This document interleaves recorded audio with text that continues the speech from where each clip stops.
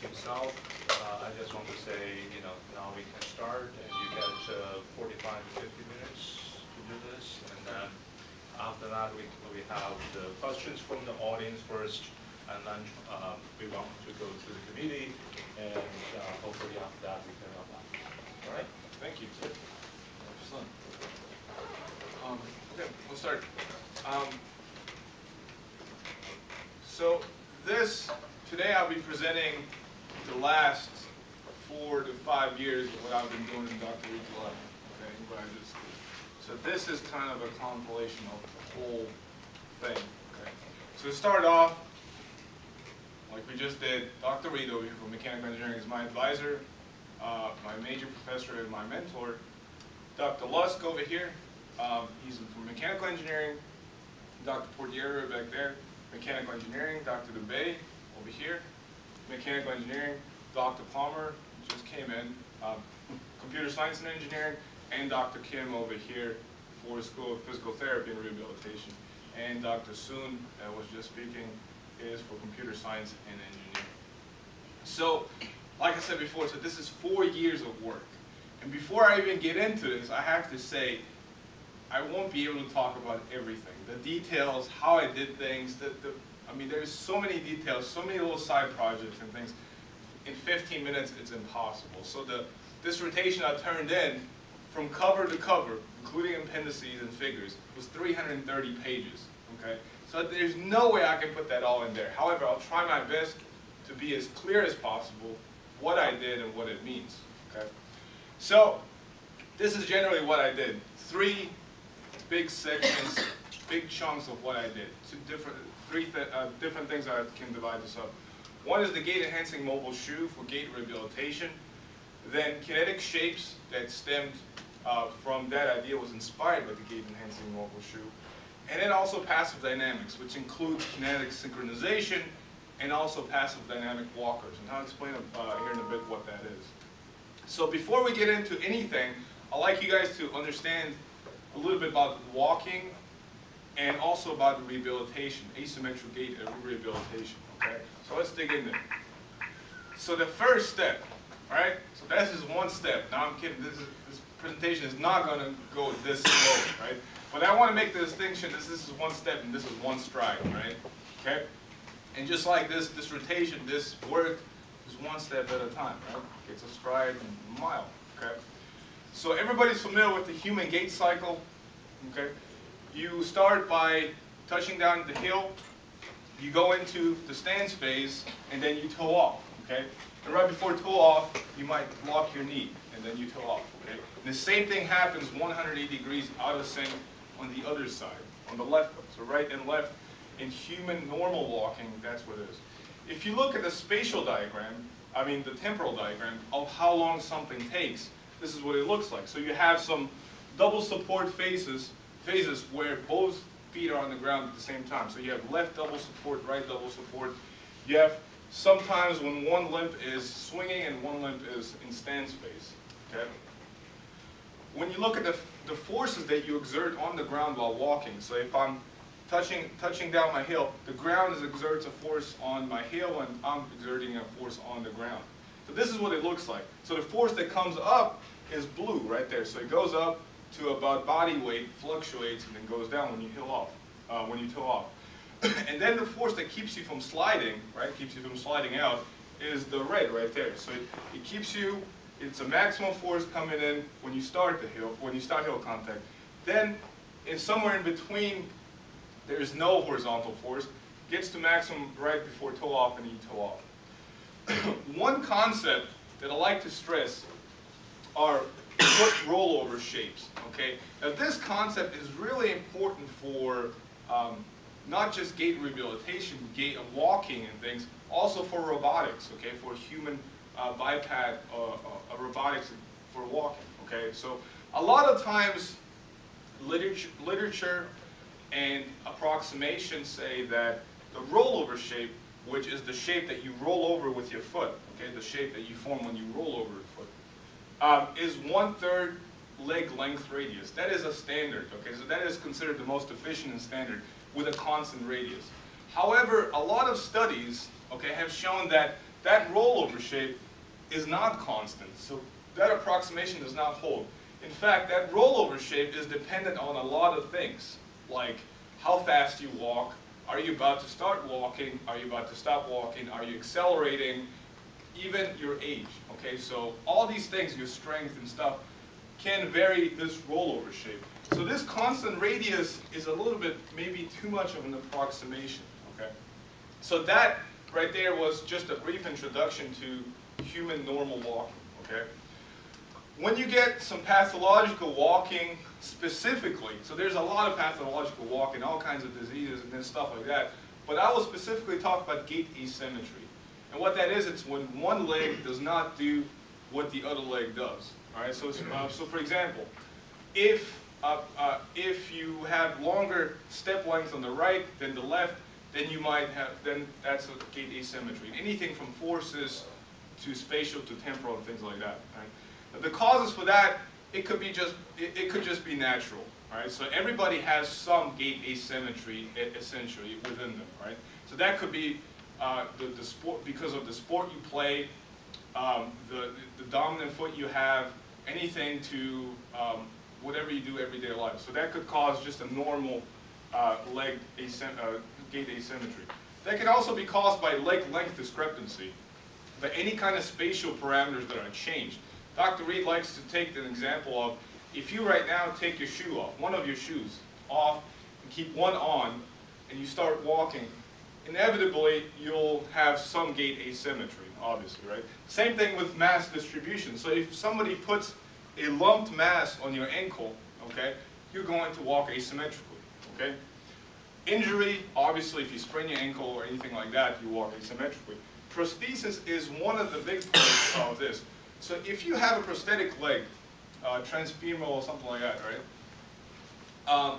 And you have a healthy leg, if those two legs don't match exactly with the mass distribution, the spatial parameters, even things like stiffness or like the springiness that your ankles give, if those two don't match, the healthy and the prosthetic, you'll have a gait asymmetry. So there's a lot of research done on making prosthetics really same as the healthy leg, okay? One more thing that can cause asymmetry is disease. So if you're experiencing a stroke, somebody's experiencing a stroke, or Parkinson's disease, cerebral palsy, or something like that, they walk asymmetrically, okay? Particularly if they develop a stroke, they can develop things like hemiparesis, which is the weakness of one side of the body. And if that becomes more extreme, it becomes hemiplegia, which is the severe paralysis of one side of the body. So a person might be paralyzed just on one side of the body, just limping along or dragging their foot or having really stiff upper limb motor movements. And how do you fix that? What is the common way to fix hemiplegia, right? So one way is classical gait rehabilitation. That's the most common, most well-known, most applied. This is when a physical therapist customizes exercises, customized exercises for patients and guiding them through the motions, okay? One is robotic devices. Now, when the World Cup just opened, if you paid attention, they displayed this awesome exoskeleton, right, that can help people walk potentially, right? Tiagi loves exoskeletons, everybody knows that. And so they can help people walk, okay? So here's an exoskeleton that can help rehabilitate people just by doing the motions for them, like that locomotive. I've included pedaling devices just because they're very effective in people that are not able to walk and not able to do any of these robotic exoskeletons, things like that, are bedridden, that just suffer from a stroke. So you might use pedaling devices with resistance to rehabilitate early on. And I also included that because my sister's watching on in Germany, and she's the salesperson. She's a salesperson for this company right here that sells pedaling devices. This is a little bit of a plug, I guess. So also split belt treadmills. I'll talk about that in a second. And this offers reduction of cost therapy because you can automate it. You can make it cost. You can have a certain setting for a certain patient. You can do data acquisition. So a robotic device that you have at home or in clinic might tell the therapist, okay, is that person doing enough work? Are they rehabilitating, and so on and so forth. So you can use this data acquisition to do some kind of evaluation, okay? And also last, functional electrical stimulation is when you put some electrodes on somebody's muscle and they contract and loosen, okay? You control their motion. A lot of times drop foot, which is the condition when a stroke patient cannot lift their toes and drags their foot, a lot of times they use functional electrical stimulation to help them lift the toes just by attaching electrodes to the calf, okay? So which one works best? All of them, a combination of all. And it is not just a black and white issue, okay? So depending on the severity, depending on what causes the gait asymmetry, you might apply different ones. So you might have split belt treadmill with a therapist helping the limbs, or maybe just a combination of all. So that is the consensus of research. Two things that are really important: early treatment. So as soon as the stroke happens, as soon as something happens, you have to get rehabilitation as soon as possible, right? To relearn your motor skills as soon as possible. And it has to happen as often as you can. Just like in anything else, if you want to learn or relearn anything from staying in shape to a musical instrument, you have to do it a lot. Same thing with rehabilitation, right? So you have to do it constantly. So to summarize that, I just put this sentence together just to summarize it. The body is an extremely efficient, adaptive learning machine hungry for regular and challenging training, meaning that it has to be regular, and it can't just be something that you've already been doing and good at. You have to do something that's slightly challenging. That is true for gait rehabilitation. So that's sort of the background for that. Very general, right? So let's jump into the gait enhancing mobile shoe and how that ties into the rehabilitation of gait, okay? So, as I was saying before, the split belt treadmill is used to rehabilitate walking, asymmetric walking patterns. And what that basically is, as you see here, you have two threads, split belt treadmill. This one right here is in the IDR building that we just got, and this one is Dr. Kim's, in Dr. Kim's lab over there. And basically, it's two threads going at different speeds, right? So you would have the impaired leg on the faster thread, exaggerating the motion, helping the patient out to step correctly, okay? So, and that has been shown to be effective and used a lot, okay? What's the problem with that? Why is it not the magic bullet? Why was it not the magic pill for gait rehabilitation? Well, if you don't have one of these in your living room, it's hard to do it every day, all the time, okay? If you don't have a therapist, don't have something like this available every day, it's hard to do it every day. Also, the learned motions are not well retained. So if you use a split belt treadmill and you're on it for, let's say, 5–10 minutes, and you learn these motions on this stationary split belt treadmill, and you step off the treadmill, those learned motions are going to persist for maybe 10–20 seconds before they wash out, okay? Now that is a good indicator that a prolonged time of split belt treadmill training would help gait asymmetry, okay?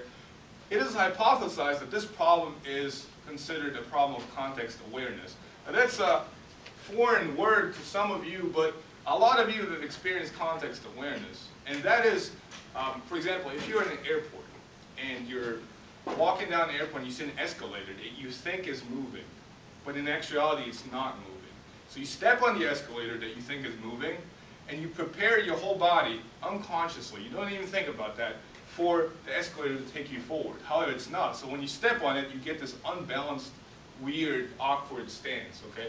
So that is a problem of context awareness. Same thing here. So you thought it was moving, but it's not. So your body was learned, your whole life learned that this is what it's supposed to do, okay? So same thing here, okay? There's this disconnect between the stationary split belt treadmill and overground walking. So given that, what can you do, given what I just said, what can you do to fix that? What can you do to make it better, all right, to get rid of this context awareness problem, but still keep the split belt treadmill? Well, that's the idea of the gait enhancing mobile shoe, okay? On top is normal walking, like I showed before. On the bottom is walking with the gait enhancing mobile shoe. And the blue highlighted region is where the shoe would be worn. So if you step on the hill, right here, and you go through and it pushes the foot back as a split belt treadmill would do. However, with overground walking. So you're eliminating that disconnect between walking and stationary, or that you have in the split belt treadmill. So again, here's a sentence that I said before. The body is an extremely efficient adaptive learning machine hungry for regular and challenging training. And that is exactly what the gait-enhancing mobile shoe solves. Regular training, because potentially you can use it over different environments within your home. So if you could use a split belt treadmill 3 or 4 times a week in the clinic for 15-20 minutes, you may be able to use the shoe, let's say 7 times a week for 45 or an hour each time, okay? So you get more regular training. And also challenging because it does the same thing that a split belt treadmill would do, okay? So that's the idea of the gait-enhancing mobile shoe. And before I started this research, there was already a gait-enhancing mobile shoe prototype designed and tested. So this is how it works. When the user steps on this wheel, it goes up this rack and pinion and pushes the foot backwards, okay? So this is what it looks like right here. So it kind of pushes it backwards, and it's kind of like a sliding motion, very quickly pushes the foot backwards at each step. And here, coming up, is a motion tracker. So you can see it's kind of like a sliding motion, okay? So it was very inconsistent, and you'd have to think about how to use it, okay? So it wasn't like a split belt treadmill where you can just simply not think about what goes down here, but here you have to think about your balance or losing your balance, okay? So I came in and I said, okay, let me try to redesign this design. But this time, try to do it in a controlled way, okay? Instead of the jerky thing, I want to be able to control it. So this is what happened right here. This bulky box, really bright red looking thing with funny shaped wheels. So those wheels, the reason we picked those wheels is because if you step on them, so if this is your weight and you step on the wheels, this little offset, because there's a change of radius, will cause the whole thing to rotate. And so the whole thing is passed. Because there's so much force when you step on a shoe, it's hard to control that with actuators and motors. Because those actuators would be huge to just control that motion. Back then when I was designing this, this was my approximation of the force that it would push back. So if you step on this wheel, this was my approximation of how much force it would push the foot backwards, okay? Now I have to accent approximation, which will come, I'll explain later why. So this is what it's inside. Now all this stuff... Ismet, can I ask you a question? Yeah. On that slide right there? This one? The previous one. You didn't include a horizontal force from the leg? No, this is just an approximation of the force being straight down. So stepping on the wheel straight down. Now, if you include a horizontal force, it's like stepping this way. That would you just subtract or add it to the horizontal force over here. Yeah. So, right. But this is the assumption here is just stepping on top of the shoe. Okay. Like I said, approximation. I'll explain here in a minute. So this in here. Can you go back? Yeah. So what is this FH average? What are you doing there? Okay. So the force, the weight is FV. Okay. The FH is the horizontal force. I probably should have said that. But for right now, as far as right now, it's not very important. The important part, and I'll explain that in a minute, what all these terms mean and how to improve that. For now, this is just an approximation that tells me the average force around it, assuming that it's linear, which is not, is that, okay? So what is that R, theta, R, minus R, theta? This is the initial radius, this is the final radius. So if you integrate from here to here, and you divide it basically by the radius, and you take the integral, you'll get the Divided by average the force. change in radius? Divided by the change in radius, right, the whole thing, and if you divide that by that, so you're saying, so this will be your average force. Okay, If you look at the dimensions of that equation, so you have force, angle divided by so distance. you're going to get force angle divided by angle, or divided by distance. No. Wait. He's right. You have a force times an angle divided by length. Yeah. It might have been wrong. So, but I think when I was doing it, it was a very rough approximation. Okay. And like I said, I'll explain that in a second. No, it's rough, but it is inaccurate Yeah, because of the dimensions. No, I see that. More inaccurate is dimensionally consistent. Yeah, What I did when I did design it, I used this equation. I numerically went step by step. So I went at each angle step, I used this equation. At each time I derived this. This is just an auxiliary thing saying that I just approximated the average. Okay. But what I actually did, I took the numerical step by step at each step of this equation right here. So. And what is the first equation? This defines the shape itself. That's the Archimedean spiral shape that it defines right here. So that curve in polar coordinates is this, with the initial radius and some constant and some n that you pick that will give you this curve. Okay. So, and looking at it, looking at the units, Dr. Prezi, yeah, does not work out. But here in a minute, there's a happy ending to that. Okay. So, inside the second shoe, there's all kinds of stuff. The whole reason you have all this stuff in there because you control, to take that torque that's applied on the wheels, okay, gear it down to make it a really little torque, and you can stop it. You can control it with a magnetic particle brake. And the whole thing resets. So here's a video of it. This is young me, late at night. So, kind of controlled, but too heavy, too tall, and most of all, too unreliable to use on actual patients.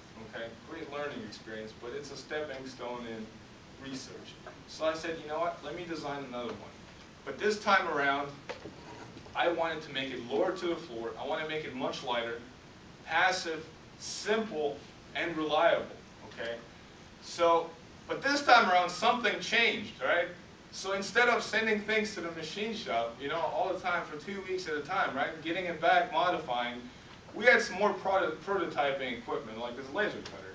And I wanted to have in the chemical equation my dissertation defense because one of my buddies, Dino, is watching. He's a chemistry Ph.D. and he'd like that. So that's Delaware plastic, okay? So I had that prototype. As soon as I got that, I designed this in like a day. Built it in like a day, stepped in it twice, and said, no way, I have to design another one. All right, did not work too well. So, so I designed this one right here, which is the third gate-enhancing mobile shoe. It has this little swivel up front to conform to a toe-off.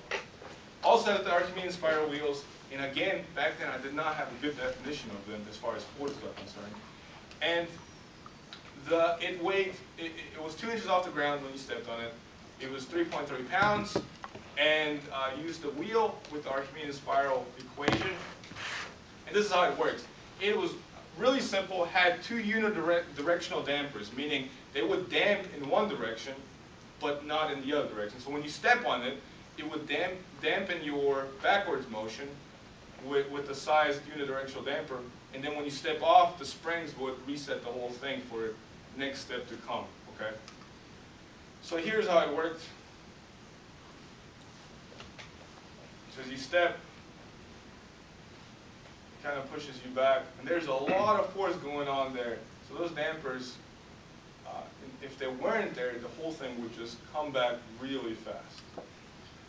So using the motion tracker and RRT over there, the infrared tracker, we measured the kinematics, and it moved back 7 inches on the average, and had a fairly constant backward force, okay, of around -0.5, -40 meters per second.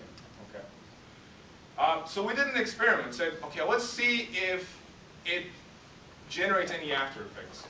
Okay, in healthy individuals. If that happens, that's a good indicator. It can do it with people with asymmetry walking patterns. So we had 3 subjects.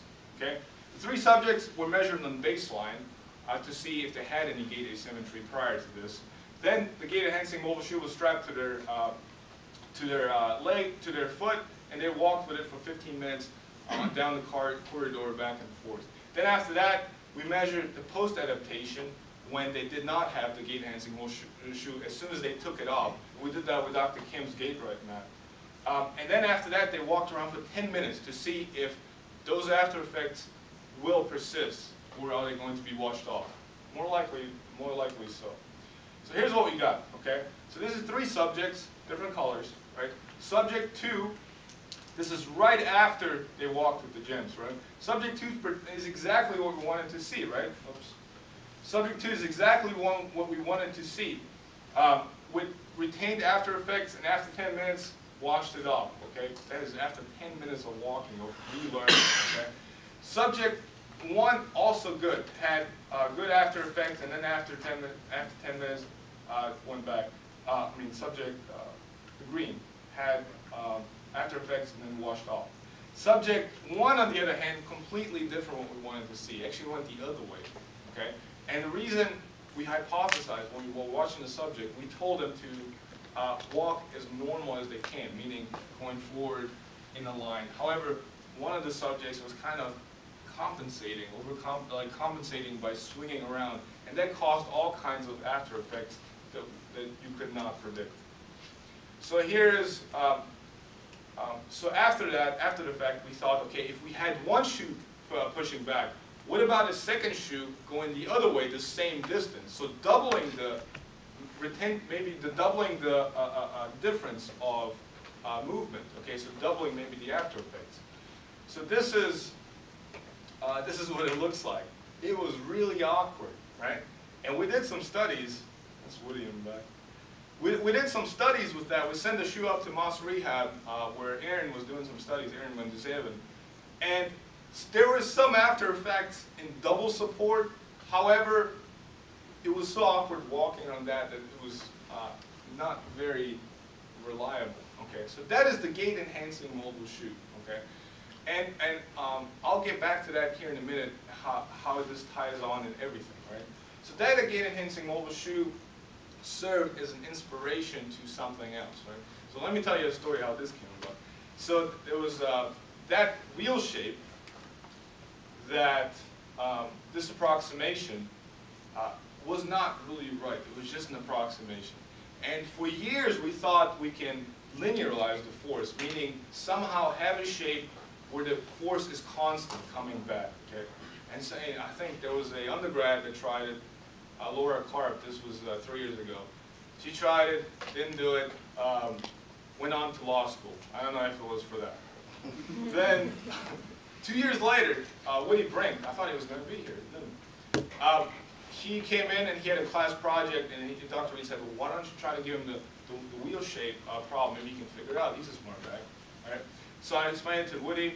So we went back and forth, me and Woody, trying to solve it. And then one night I tried this to help him out, right? So I tried approximating or assuming the solution and solving for it. And I assumed different solutions as far as the final shape, given Archimedes spiral, logarithmic spiral, all kinds of spirals that I assumed. But the result, if I wanted a force, the force that I got out was completely all over. The shape that it resulted from was way off.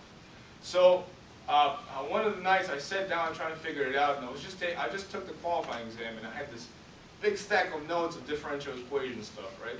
And I looked through it, and there it was. You know, I was able to solve it, and that resulted in the kinetic shape. Okay, and I want to go out of order to make you see what the kinetic shape is before I go into the math. All right. So here is a crutch with this weird-looking shape in it. Okay. So if I let go of this crutch, it rolls by itself, right? Where regular crutch would not do that. Okay. So because I'm putting a force, the weight of the crutch on there, it reacts by having a force that's parallel to the ground. Okay. Just by the change in radius. Now you can change that radius. If you have a more change of radius, this would be faster. If you have less change of radius, like this one, okay, then this motion will be slower. So there is some kind of function or control you can do, you can adjust of how much it rolls, okay? Explain that in a minute. So here's what I did, right? So I took the wheel shape, the curve in static equilibrium, and found that there's an angle that relates the force coming down and the force, the reaction force, with an angle right here, okay? At the same time, you can define an angle that defines the radial and that defines it between the radial and the tangential to any point of the curve. That's called a polar tangential angle of a curve. And that is defined by that. So that night I was like, okay, let me set those equal. Let's do that. So I set them equal. I used separation of variables, very basic procedure in differential equation. You separate the variables, you solve for it, you get this equation, and then you get this, okay? Now that is beautiful, okay? Now what does it mean? Right? What does this mean? So basically, this says if I have two functions, if I specify two functions, one, the force that I'm applying to the shape, to the radial shape, and two, the force that it reacts, okay? So if I apply a force on this shape, the force that it reacts on the ground is this. So you specify these two functions, any functions, right? And you get a radius that defines the shape, okay? So if you specify, let's say, a constant function here and some variable function here, this shape will produce these functions. So after some looking up, what am I going to call this, you know? So I Googled it as a kinetic. There's a lot of forces involved. Kinetic, there was a band, kinetic shapes, you know. I was like, all right, that sounds good, you know. I don't listen to them, but nothing else was called that. So I'll call it a kinetic shape. This specifically is a two-dimensional kinetic shape. What is FR again? FR is the reaction force to the ground. So if, I didn't bring that big shape. Can you bring? No, don't worry about it. So if I press down on this, you have this FV, right? So that's the force straight orthogonal to the ground. FR is the reaction force that this wants to roll with. It's a horizontal force. The horizontal force, yes. So The same thing which you were calling FH before? yes, the same thing. So it's this right here. Okay, so FR, I'm calling it radial force. Back then I used to call it the horizontal force. I should have looked at that. Are you going to call it something else later on? Maybe. Magical force. Well, it's related to the 3D shape when he gets to it. That's why we changed it. Right, so the reason I renamed it, because there's more terms to come. Fun. So, if you do the reverse, this is sort of kind of auxiliary equation, okay? So if you do the reverse, so let's say you already have some curve, some shape, and you know how much force you're applying to it, this reverse equation tells you how much reaction force you get. Not as impressive as this. That is not consistent dimensionally either. This one, Yeah. you have, So this is okay.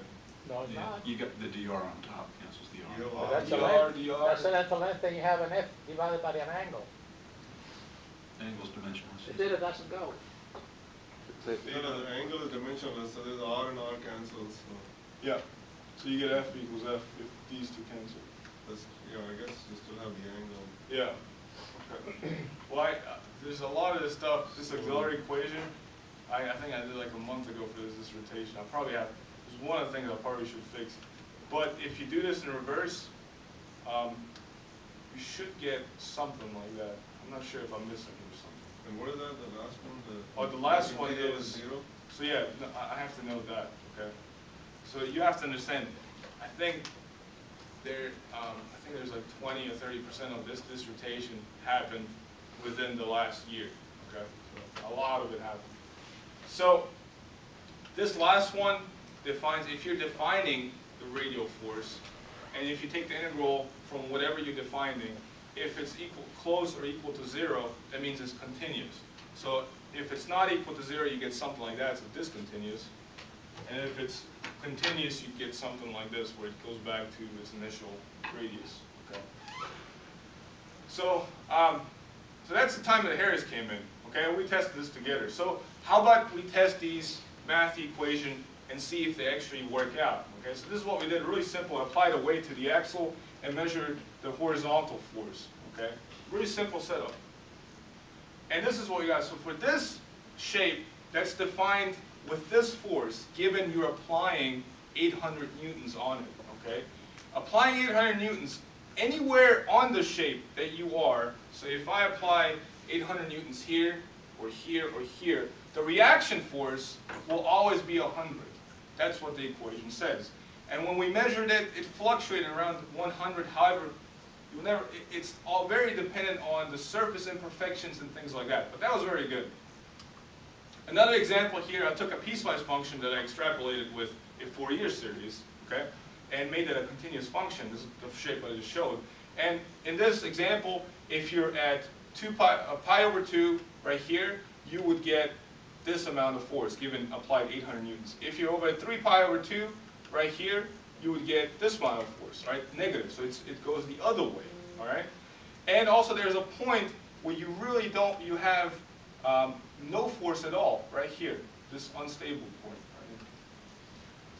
So you can do the same thing in 3D. So I sat down and did it in 3D. This time around, you have a three-dimensional shape, one force that pushes away from the center, and one force that goes around the center. It's kind of difficult to show in a two-dimensional plot. So the equations for that are these two. So if you go in the radial direction, you're using these. If you strictly go into the radial direction, this is the same equation as before. But if you have some kind of tangential force, that the rotating force, and you go in the rotational direction, you have this right here. Okay. And can we do this in dynamics? Right? So what about if you take those shapes and you make a move? If you step on them or something like, you apply a force, how do they move? So this is the Newton's second law for that. And Can you go back to the previous slide? You've been moving too fast. So okay, what is that equation? there's a lot of stuff. I'm sorry. So what is this bottom equation? This is just the sum of all moments about this right here. Okay. And what is J? J is the mass moment of inertia of the rotating shape. So, and J, this is one of the things that I took out of the presentation. I was defining J, and J is defined different ways depending on where it rotates, if you have to use a parallel axis theorem, or how the shape is, the thickness of it, and all this stuff. Details you can look up in the dissertation. So this is the angular acceleration of it, and this is the mass moment of inertia of it. Polar mass moment of inertia. Ismet, engineers get very excited when they see equations, so maybe when you get to equations, go a little slower. Oh, well, okay, but it takes a long time. I swear, there's a lot of material, I'm telling you. So, is that good? Yeah. Put it this way. I don't know if it's good or not, but Read the judge. So this is the general equation that you get from that. Not very complicated. So the CNC ones that you get with initial conditions. So you get the acceleration, velocity, position of the shape given that you apply a force, the shape function itself, polar mass of and polar mass of inertia. And this is defined as the polar tangential angle. And how do we test that? So me and Harris, we went in and we built this little rig that does this, okay? So we took a shape and it pushed a mass out. So when we pressed a force on it, a constant force, it dispensed a mass, a platform. And I wanted to do this way, one, because of the resources I had, and two, because I wanted to expand the equations, okay? so go back again to the previous one. So the bottom equation, what do you have, rho T? Okay. This is the mass moment of inertia that I said Which is before. the dimensions of m r squared, right? So This, what is the first term, the rho T? This is the density, the thickness, the density, the thickness of it, and this is the function of it. This is the mass of the platform it dispenses. And this is, again, the radius and the polar tangential angle. And these are defined, this is moreover the approximating a particle mass a distance r away instantaneously. Okay. So this is what we did. Okay. Now I know Craig's thinking over here like, oh, this is not precise at all. You know, tolerances don't match up, right? Which in a second I'll explain why this is such a cool thing, right? So we did this. Basically, it's a weight pushing down, a known weight pushing down on this shape, and then we're measuring how fast this dispenses. And this was on the carrying system, okay? We took really care of it, right? So because it's not perfect, I had to assume a friction model, okay? And the way I derived this friction model, so this is what it looked like, but you think, okay, you can pick any friction. Well, what I did was I applied this force onto it and pulled this mass with a scale just to see what kind of static friction, what kind of moving friction I will get. And that I put into my friction model right here. So I derived this shape, okay, really big one. So this one was this big, right? So I wanted to make it really big so I had more time to analyze, right? So this shape is a sinusoidal force. So it starts off with no force if you apply a force this way. And then maximum force right here, which is right here, okay, if you apply it that way, okay? So we started off it rolling from here all the way down here, oscillating about here, okay? So when that mass comes down, this oscillates around, okay? So this is the position over here. The green is what we measured of the displacement of the mass. The green is what we measured for the velocity here. As you can see, it oscillates kind of back and forth, and the acceleration. The dotted line is my model that I derived for the dynamic equation, right? So it's not dead on, but it's very close, considering that the whole motion was 1.4 seconds. So that's go, right? Maybe even faster than that, right? So that's how fast it happens. Now you think, okay, this model, depending on what friction you pick, it'll change, which is true. However, I wanted to make sure it's right, so I picked the same friction for 2 experiments, the same kind of friction model, and everything, 2 experiments, and this is one of the experiments. And it fit out pretty nicely, considering all the imperfections that the setup had. Ismet, a question on that. So, yeah. Is the green data filtered? Yes, the green. I know that this question came up, right? So when we took three data points, three trials of this. Okay, so we did it 3 times, and we had to match the data up in time. Okay, so I matched it up with the velocity. So you would have, even if you match it up with the acceleration, you would get some standard deviation about the same, the same kind of amount. Okay, so yes, it's filtered. I forgot the amount of filtering. Butterworth filter. It's in the dissertation, I think. It's about like 10 hertz, 11, maybe less than that. So. And then the second question is, why is the third figure, why is there a discontinuity there? This right here, okay, that's a good question, because that friction model looks like this. So when it gets to stop, when the whole model or the setup gets to a 0 velocity right here, the friction goes way up. Okay, so the same thing happens here. As the motion of this goes back and forth, okay, so you go back, and right here at 0 velocity, that's when this happens. Okay, that's when this friction model right here, the friction gets really high. The friction gets really high in this way. Does that make sense? Yeah, it just makes me think that so the data that you collected won't be able to show that. It won't. You have to, well, friction, you have to have some kind of model to model it, right?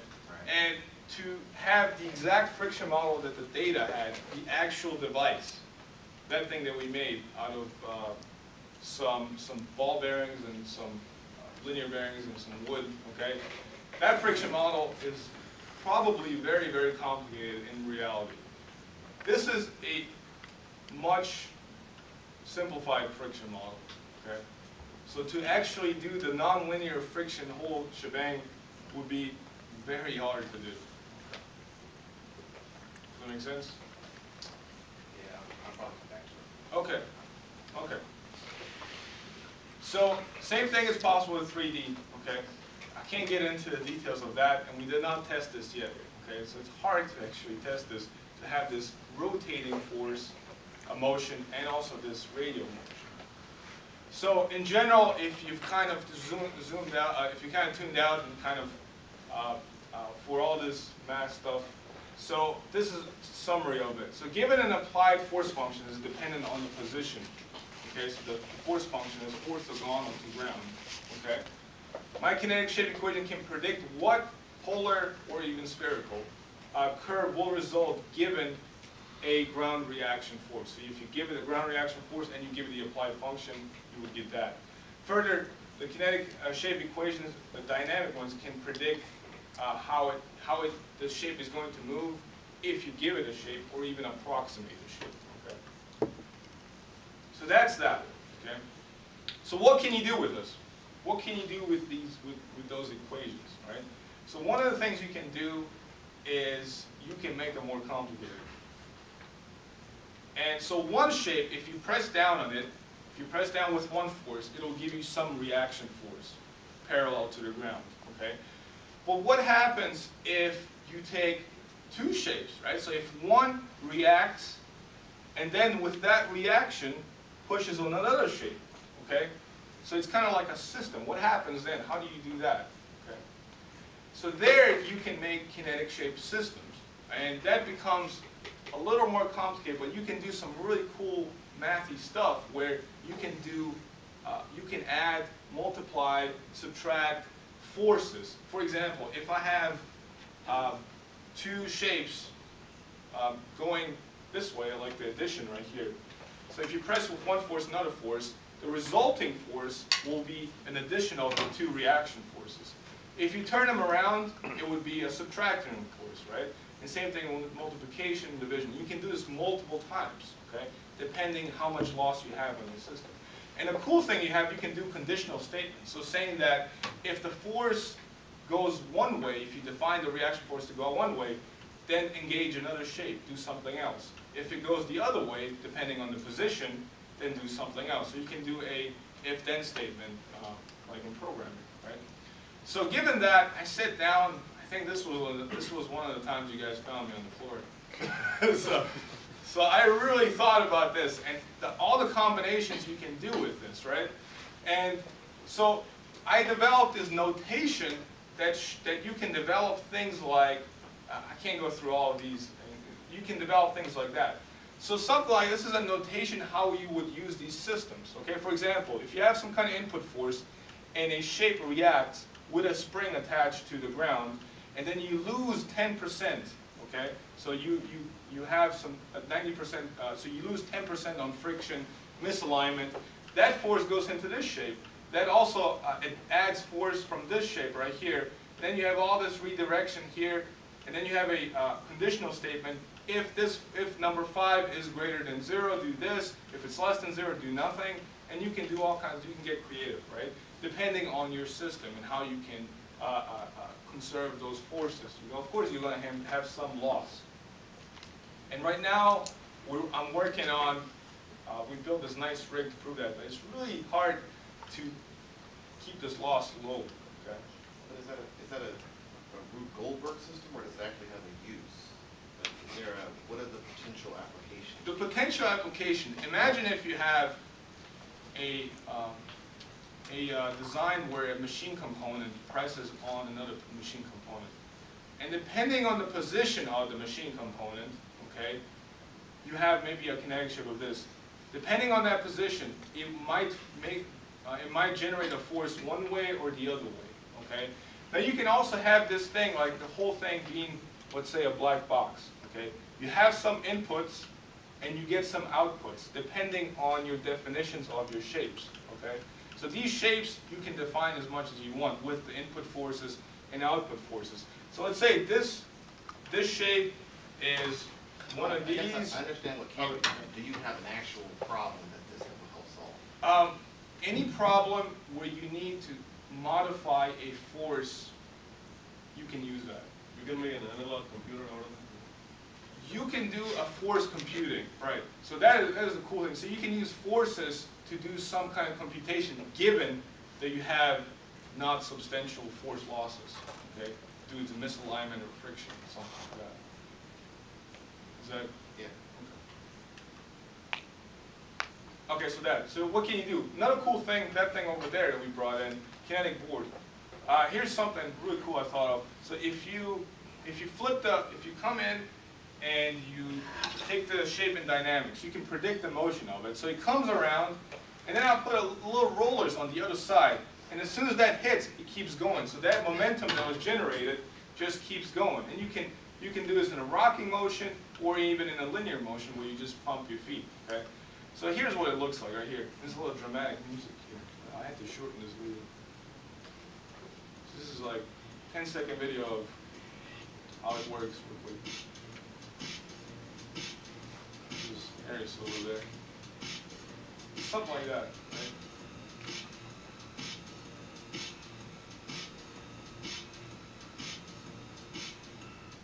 So if the wheel turns around, it just keeps going. Right? It's me, Harris, and Niven that we were working on this. That's your Kickstarter campaign?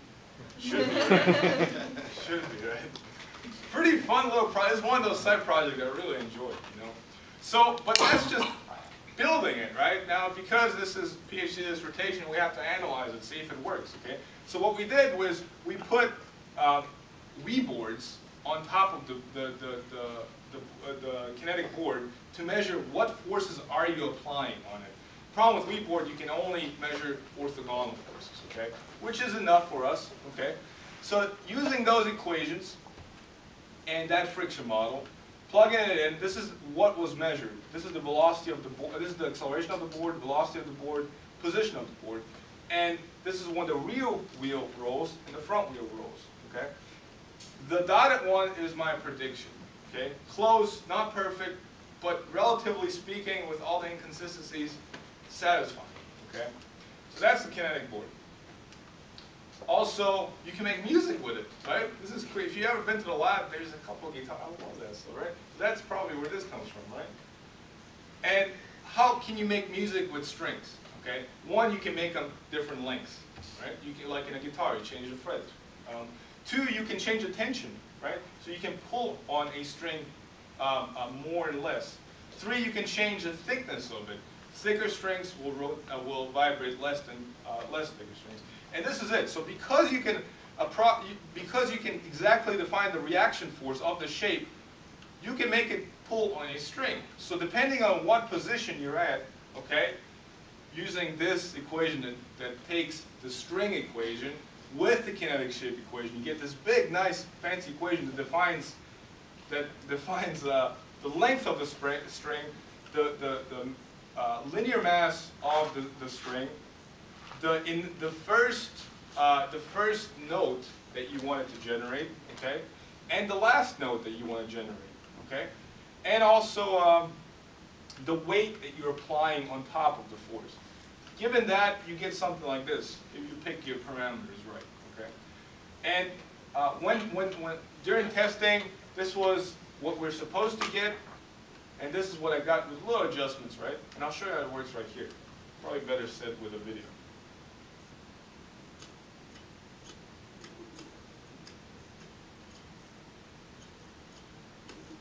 So that's yellow submarine.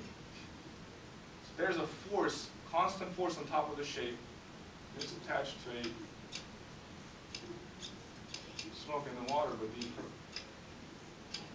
You see it's going right? So that's just one shape, using one shape, right? So just imagine having 5 or 6 shapes in a row. When one is plucked, the other one repositions. You can have continuous music and all this stuff.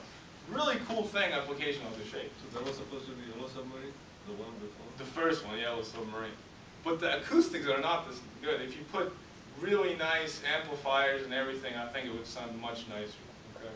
That takes work. That's just proving the concept, which was very exciting.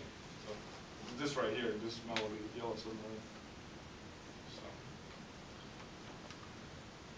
you can do crutches, right? So like I said before, those crutches make things more efficient. That means if you step on these crutches, they can push you forward, right? So this was a great thing. When I thought it was, I was like, this is it, right? So if you step on these crutches compared to regular crutches, they can push you forward. If you're applying a force on top of them, they push you forward, like with the reaction force, depending on what kind of foot shape you have, or what kind of crutch foot shape you have. And we're still doing some data analysis. We're still doing things. So I can't show you things that I got, but I'm hoping within the next couple weeks I can put it in my dissertation. So if you're going down the slope, do you want this kind of crutches? No, you don't. Well, you do, but then you turn the crutch. Let me get it here. Then you turn this crutch around. So if you're going up a slope, or even a level slope, so you want it to assist you, okay? So when you press down, it assists, okay? But if you want to go down a slope and you don't want to go that fast, right? So you turn them around and they can resist, maybe make a controlled descent down the slope, okay? And the cool part is you can get creative with this. You can make these shapes time dependent. Make these, I don't know if you, did you raise your hand? No, no. Well, I'm wondering why you think it's necessary. It's helping. I know it's an assist device, but why is it necessary to help them to moving forward? Because you use less energy. So that's reason by itself. So if you use less energy, you get exhausted less, and you go longer distances and all the above. Okay. And you can, like I said, you can get creative with these. You can make these time dependent. As far as you can change a shape in real time. Let's say you're going with a crutch that has a time-dependent shape. It might change the shape depending on your dynamics. Okay, how fast you're going, how slow you're going, how steep the hill is, and all this stuff. How would you do that, time dependent? So you would take, inside the shape, you would maybe have some spokes that retract and go in maybe with some lead screws or something like that, where you take the shape and you kind of change the rim where it makes a different shape. So that's a crutch. So Ismet, if it uses less energy, why wouldn't you create a shoe that propels us forward? It seems like it uses less energy to accelerate. Yeah. But for steady state walking, you're still going to have to break that speed increase. So you, speed increase. I think one of the reasons, I think that's a good point. We are, as a physical therapist point of view, helping the patient. I'm talking about patient population. Providing an assist device. Energy is, one of the biggest things you have to consider. However, I'm more considering the safety. How are you going to prevent, if you're moving forward, so then I'm thinking, we have to test. We have to test how that can be, doable, or, it is actually helping them. Yeah. Because we are tested, you have been testing a normal subject with these clutches, because you have, proper body mechanics. But those who have like amputees or had, the ACL injuries or, the broken legs, and this totally different story. Yeah, well, that is a subject on its own, right? So the safety and how to customize this. But as far as the crutch itself, you can, any of you, if you guys want to, after this presentation, try the regular crutch and this crutch, you can try it. But as far as, you can see the difference and judge for yourself.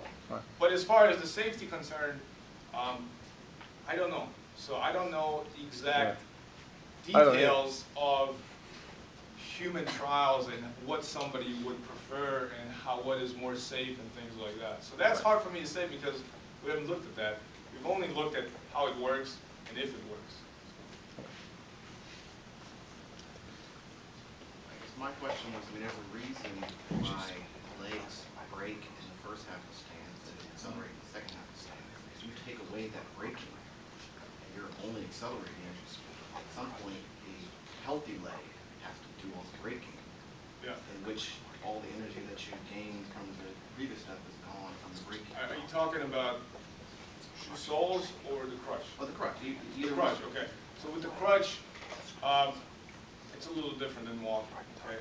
With the crutch, the mass is different. So if this, let's say, is minimal mass, and it's rigid, infinitely rigid, made of metal or something like that, then that point, that forward swing would equal the energy, that acceleration of that forward swing. That's what you're saying, right? would make up the energy that you're saving. Is that what you're saying?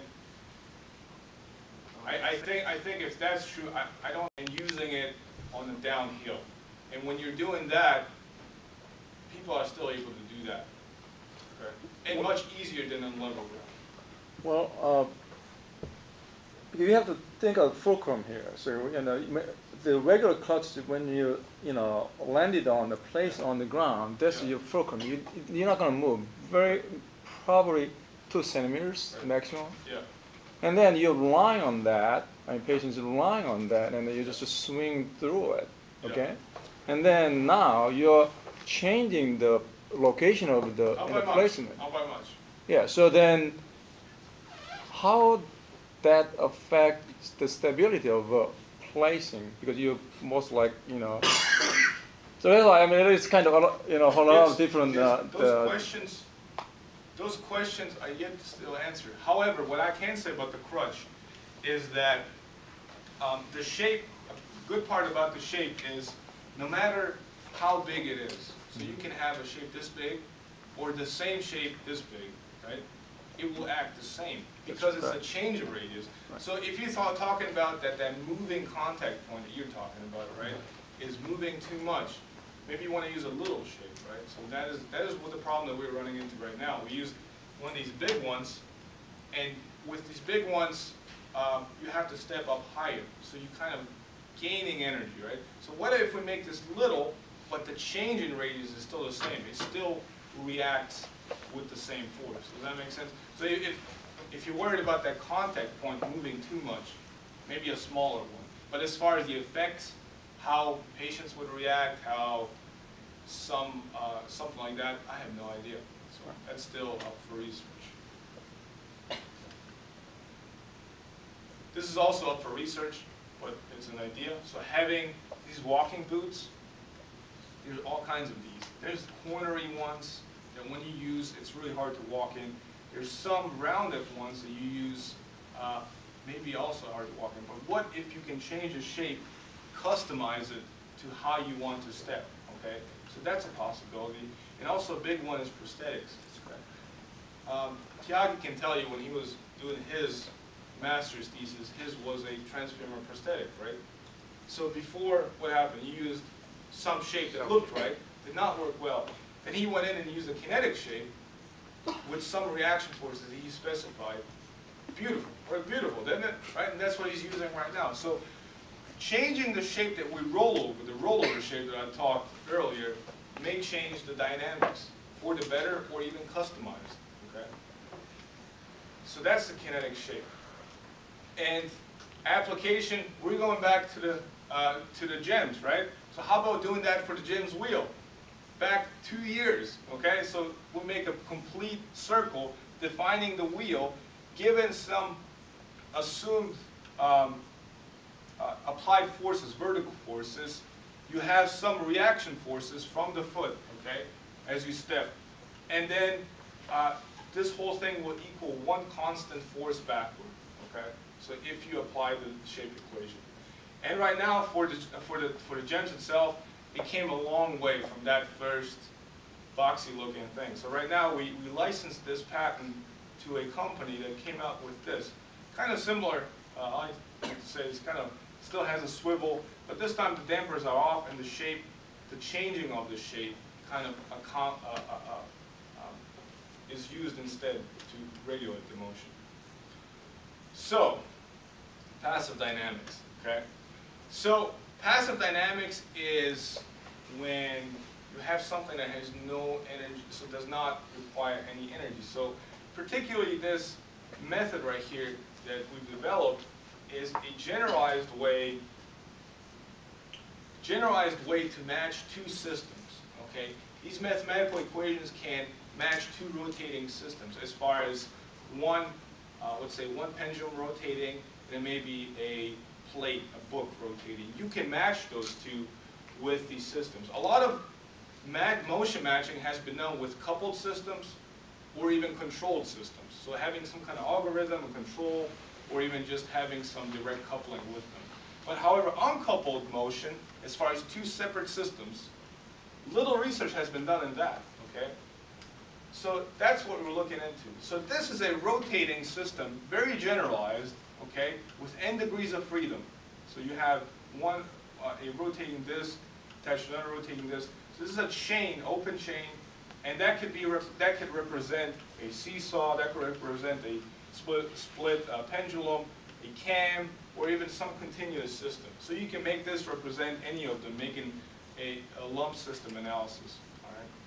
So for this method, right, this generalized method, to match two systems that are not connected, you need three things. You need them to be the same degrees of freedom. So you cannot match a single pendulum and a triple pendulum and move the same. Just not possible, right? Same degrees of freedom, same applied torque, meaning the friction has to be the same. If there's a motor attached, it has to give the same torque and the same initial conditions, okay? So maybe the same angular velocity or the same position.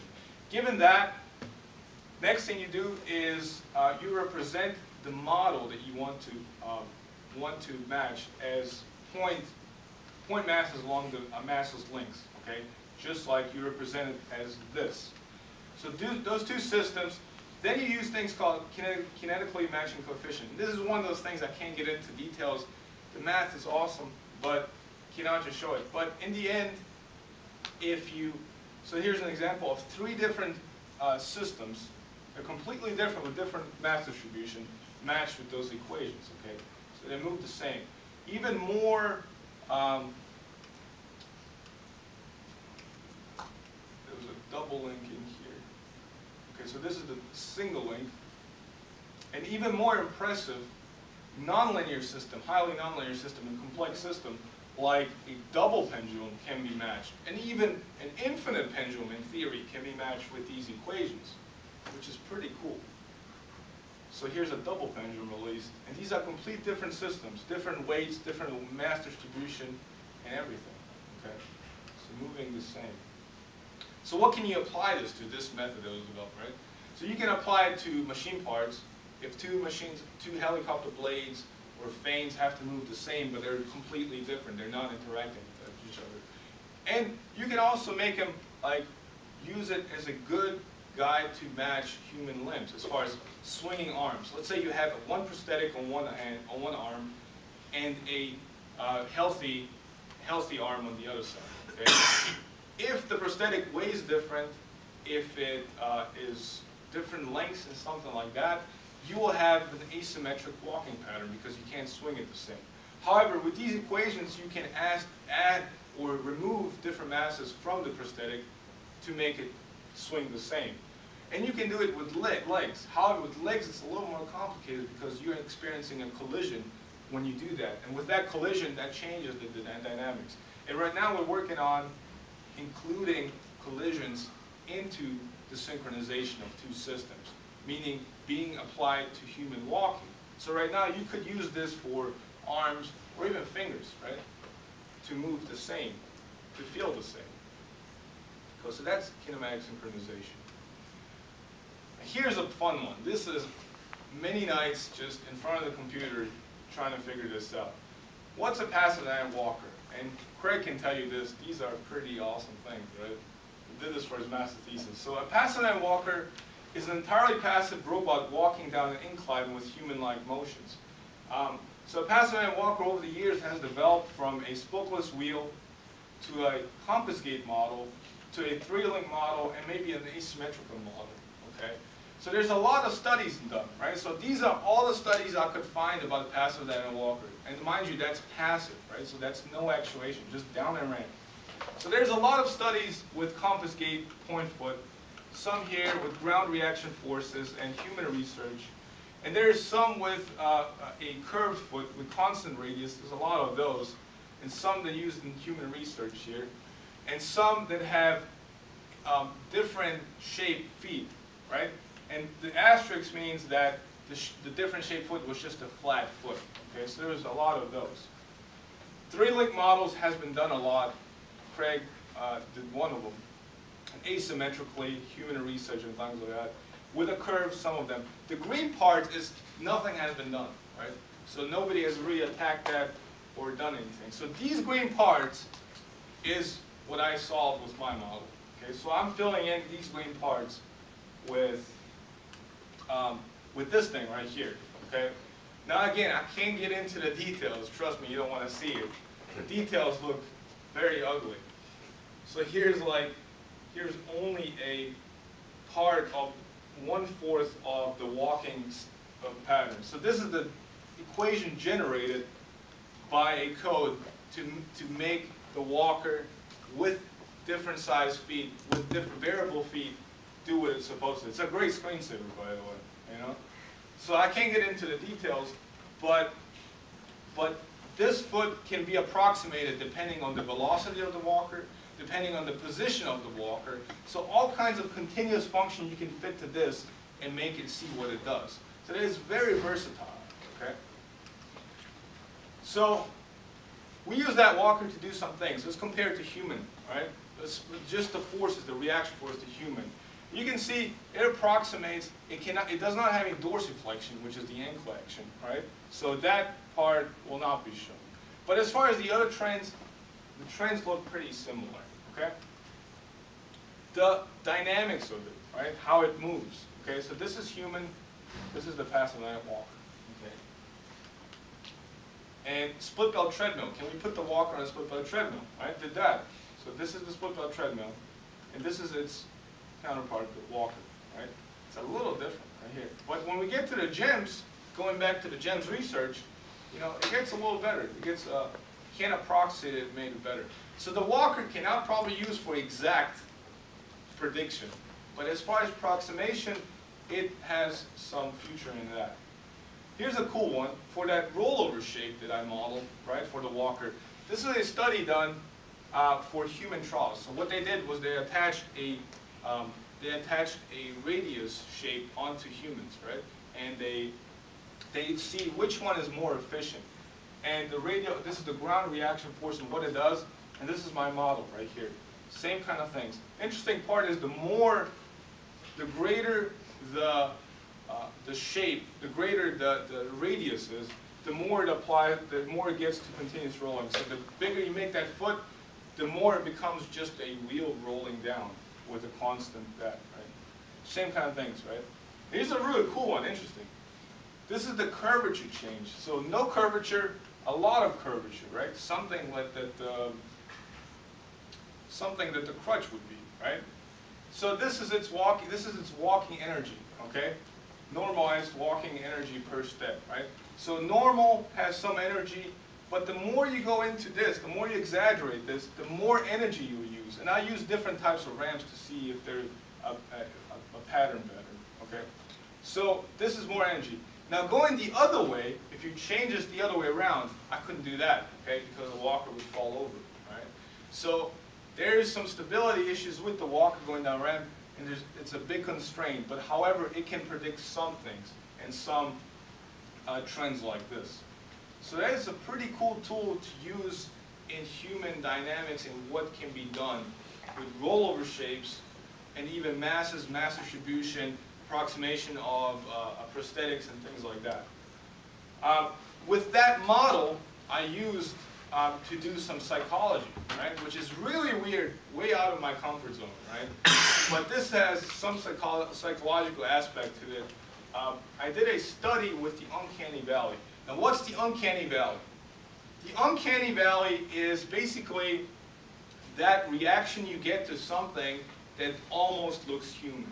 So for example, like a robot guitarist right here is normal because you know it's a robot.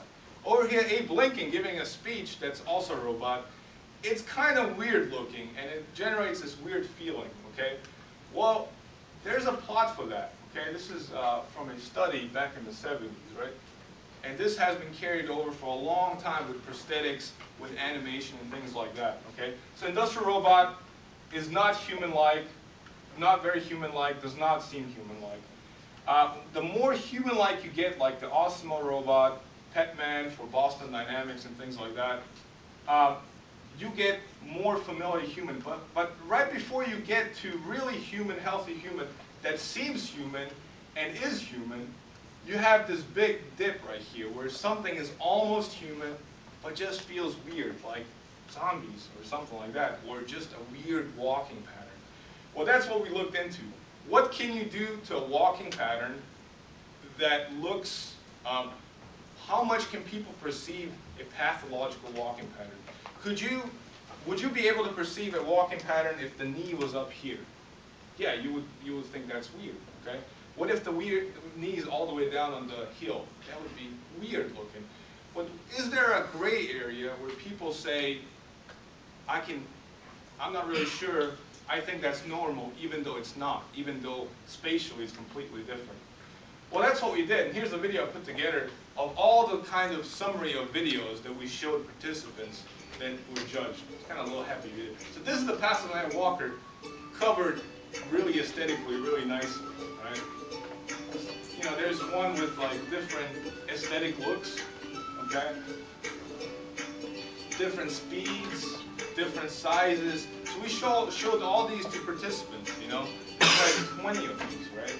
Different rollover shapes. I kind of highlighted the rollover shape here.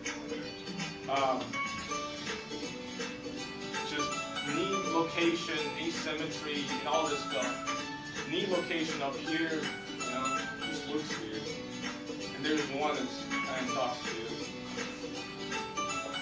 And the limping one. So we just looked at the extremities. What can we recognize? There's a weird looking one, you know, and a rollover shape. So, and these are some results from it, right? So we analyzed gait speed, knee height, you know, step length, step time, rollover shape, and this is the results, right? Down here is very abnormal, what people thought not very normal at all. This is very normal, and you couldn't tell the difference if it's normal or not, right? If you change or neutral, where you really, doesn't really matter, either they couldn't tell anything. So, for the knee height specifically, it was pretty interesting. If you put the knee 83% asymmetry of knee height, so one really high and one irregular, right? You can tell the difference. Same thing with the knee really low, right? But there is a place, there's an area here where you can have some knee asymmetry as far as the knee location is different. It's not normal, but people can't tell the difference, right? Same thing with rollover shape, same thing with knee damping and things like that, right? So this gives an insight of what is possible in design. Some design constraints that you can say, okay, somebody designing a prosthetic, maybe it's better to have the knee higher or lower. And at some point, people can't even tell, although the benefits from the dynamics and the kinematic point of view are much greater by moving the knee. So that kind of gives a hint to a design constraint what is possible. So that is the uncanny valley analysis that I did with the Pasadena Walker. Okay. So that was everything. Okay, minus a lot of details, a lot of things that I wanted to put in, but just no time. Even as it is right now, I think we're way over time. For 50 minutes, there was. It's 11 now. Okay, so these are the things that are relate together. And with this stuff, with all this stuff, I had one master's thesis, 5 journals, 5 conference papers, 1 book chapter. All of them was first author, except the book chapter, and 5 patents. There were 2 licensed out of all that stuff. So, any questions about any of that? I know maybe some of you probably have to go. Sorry about that. Like I said, there's a lot of things within the last 4 or 5 years there. Some of them are kind of different, you know, and it's hard to hide them to you. All right, so let's start the questions from the audience. Then we can move to the committee. Any questions from the audience? Audience, come on. You read it. You looked through it. Okay, have you considered with your kinetic shape and your reaction forces, have you considered adding material properties to the contact surface, to that, like if you know your kinetic shape or your wheel, you know the material of that, yeah, material properties, etc., and you know the material that it's interfacing with on the ground. Yeah. And this gets into the friction model thing. Yeah. But knowing the 2 materials and their properties, you could determine what contact patch you would have with that wheel. Yeah. And that will determine the stresses, the No, I'm normal not, stress and the yeah. shear stress on that wheel. So for instance, when they were going to design that new iteration of the GEM shoe, Yeah.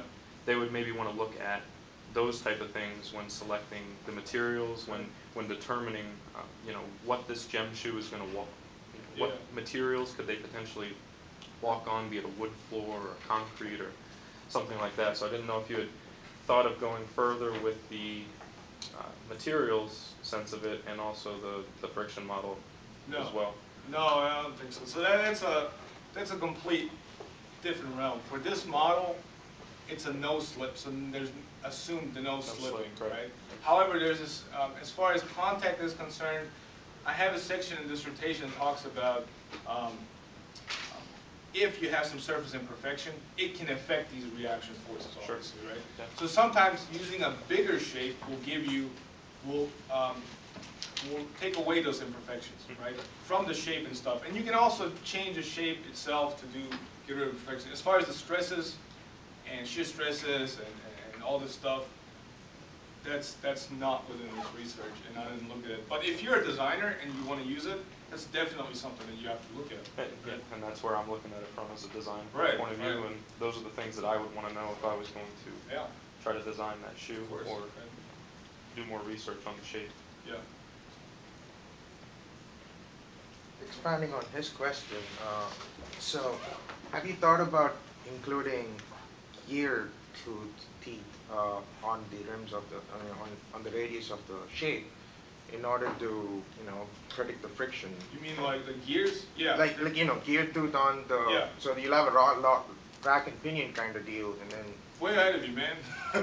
That is, so like that same section, I devoted a whole section on the application, what to look out for, what my experience is. And one of the suggestions is you can use rubber, you can use gears. However, if you do use gears, they have to mesh. So if you have some kind of weird looking shape, you have to watch out that it has to mesh. And if the gears are really big, the teeth are really big, it might affect the reaction force, right? So if you do use gears or some kind of things like that, make sure that gears are very relatively small. I did not look into this further, but my approximation is from the smallest radius of the shape, maybe 5% of that. Okay, that's an approximation. I didn't look into it. Yeah. What material did you use to make those 2D and 3D structures? Those things that you Polymethics. Polymers? The chemical equation I had on there, right? Oh, okay. But it's just Delrin plastic, right? I did it for the smaller shapes, right? Now, when I did the big shapes, this would be a big waste of plastic, right? So what I did was I printed them out on printer paper, taped them together, put a template on some wood and jigsawed it out, and then really nicely, so I made this really big shape that I was gonna bring in, like the wheels of that kinetic board over there. So yeah, but I mean, there's literally a million things you can do. Did you? Yeah, I have a question. Back on the GEM shoe, one of the first goals was to make people actually recover their gait mood, right? People who walk regular to start walking regularly. Right. With the kinetic shape, it seemed to me that it accelerates too fast and stops too fast. Yeah. So when they get off the GEM shoe, they realize that the foot doesn't actually follow the same speed, the same acceleration. The GEM is, that is a big problem in the GEM's design, is to control that backwards motion. That second design, that bulky one, that was all about trying to control that motion. Now this one right here uses dampers.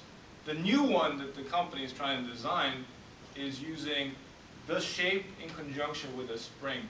Okay, so there's a lot of things you may be able to optimize on the shoe. I'm not saying it's perfect. I'm just saying there's a lot of optimization options in the way it moves, how light it is, how tall it is. You can go on and on about this, depending on your resources, depending on your experience and things like that. But the idea, I think, is great. Sam? Well, if there's no other questions from the audience, we can start questions from the committee. Who wants to start? I can start.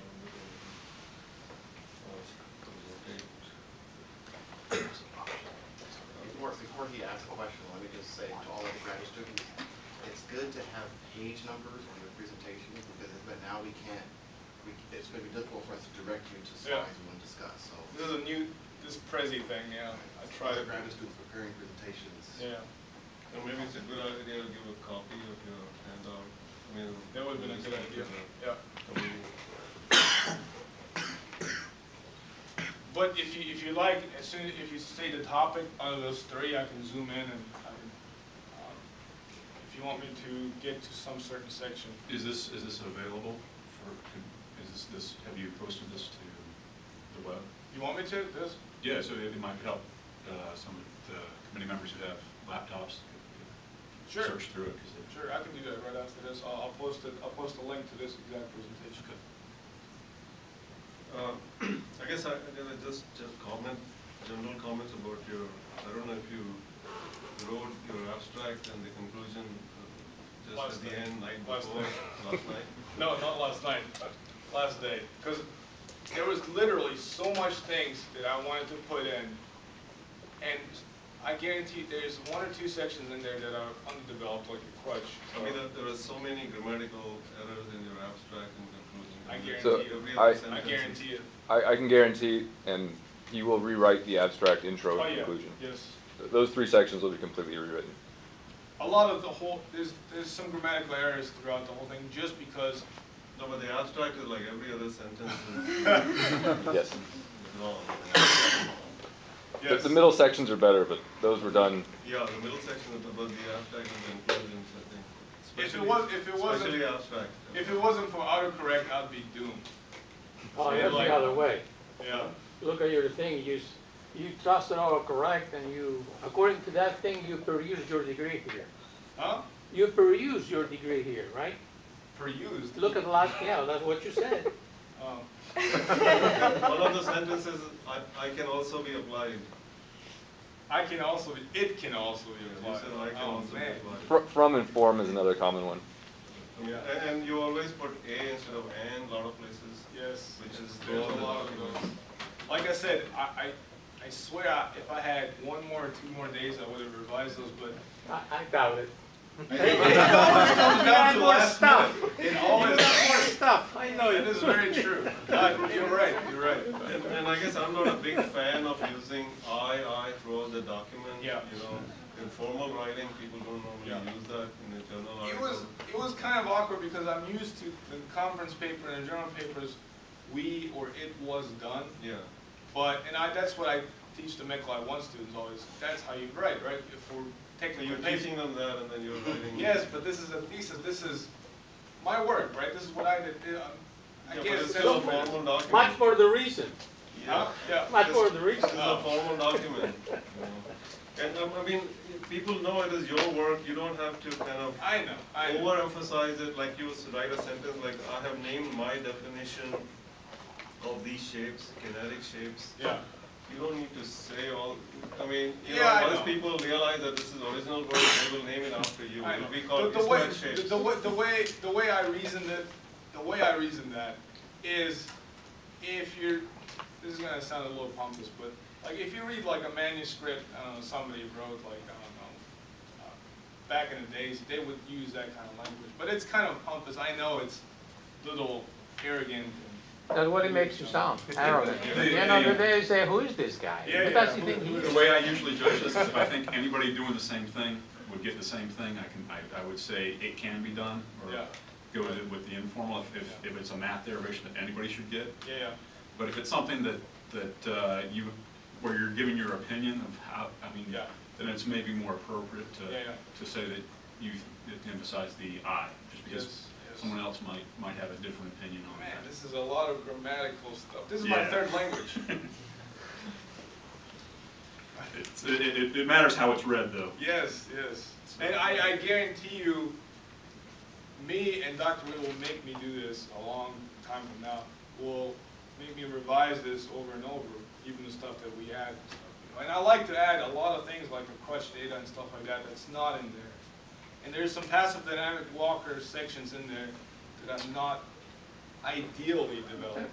would say. May I jump in, because this was part Go of the ahead. things that I was doing, Go ahead. just Go ahead. think on this very same thing. Yeah. Do you realize actually when the more you add, the more you devalue everything that you No, show? and Because research- nobody, no, listen to me, because this is, it doesn't matter now that this is a thesis, but one day you're going to present papers or write something, and if you put so much stuff in it, people are not going to read it. Yeah. You see what I'm saying? Yeah. I mean, you want to emphasize the big things, you think they're big contributions, a big part to pay attention, and then the other things that are sort of sideshows are sideshows. Right. It's like, you know, think about the string and the frequency and so on. Yeah. You know, it really, in my opinion, takes off from the rest of the work. Yeah. It is, like you said, but for a journal paper and a conference paper, I would totally agree.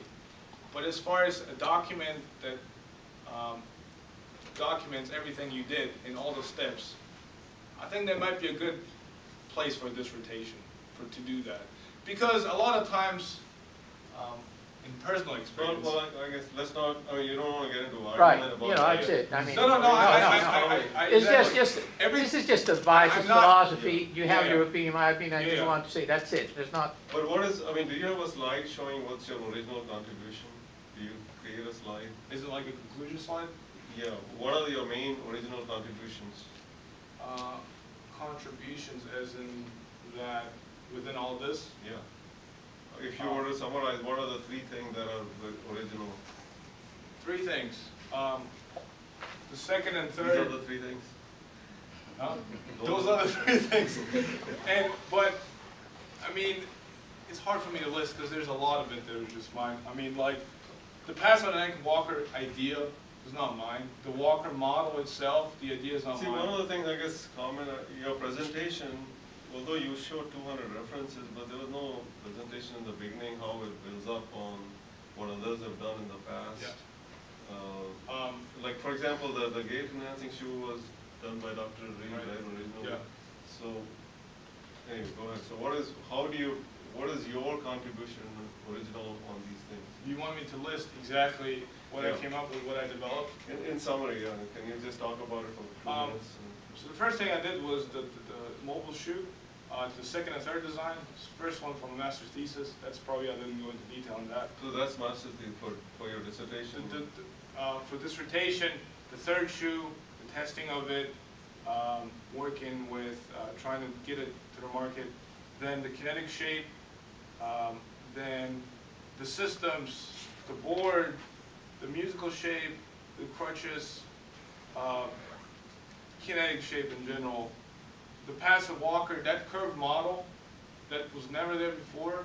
So you do say in your write-up that everybody has looked at circular shapes, but nobody has really analyzed curved shapes. Is that true? I mean, there's no literature on that?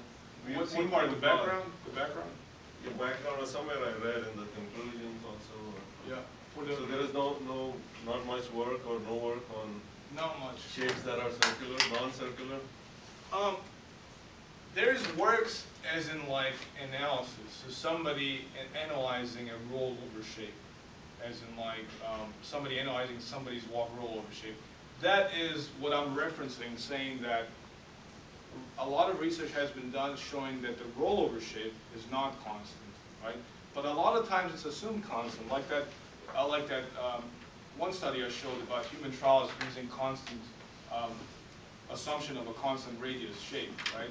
Looking at the vertical force, looking at the energy expenditure, and their conclusion, in a lot of these papers, conclusion is 1/3 leg length is the most efficient consensus. What is the basis of that? Why 1/3? Why not half? Because it's the most efficient. Like Why that is stuff. it most efficient? Human studies are showing that they use like. Is there? I mean, is it shown through analysis or is it just from? I really cannot cite. I'd have to look up the papers exactly what the reason is, but they're. It's like, you know, if you look at the human arm design, you can Yeah. show through analysis the best way to design a human arm Yeah. is the two upper arm and the forearm is Yeah. equal lengths, and I guess somebody thought about that through evolution. But you can show it through mathematics that that's the best. And there's some like I said, there's a couple papers that have approximations, as in like their model of why constant shape is approximated, why they use it for walking robotic, why they use for the Pasadena Walker model, why they, and then there's also papers that look at things like they analyze it, directly measure the rollover shape and what it is. Okay, so there's also like some that approximate, then some that measure, and those two things sometimes don't match. And a lot of times you approximate simple models like that.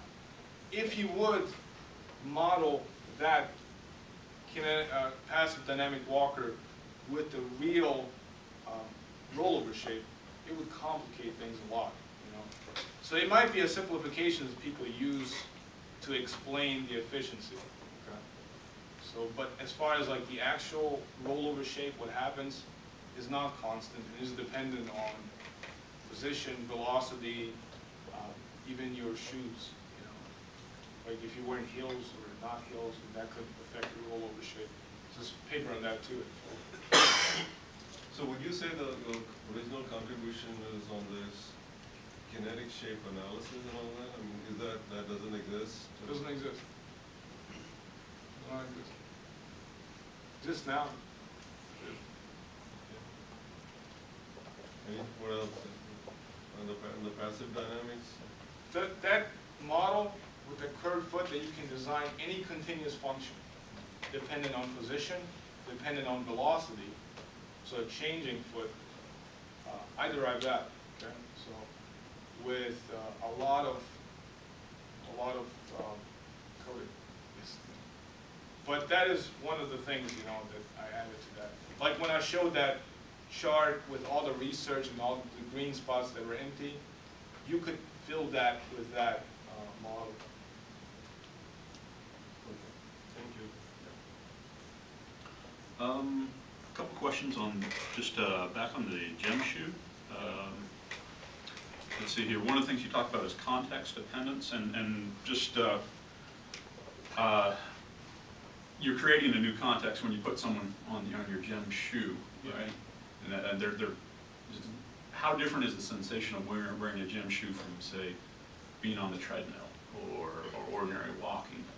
I'm going to answer this in respect to the gem shoe that was designed. Right. Ideally, the gem shoe is very constant, very smooth, very light, very low to the ground, and you don't have to think about it, right? Right. That's what a split-belt treadmill is.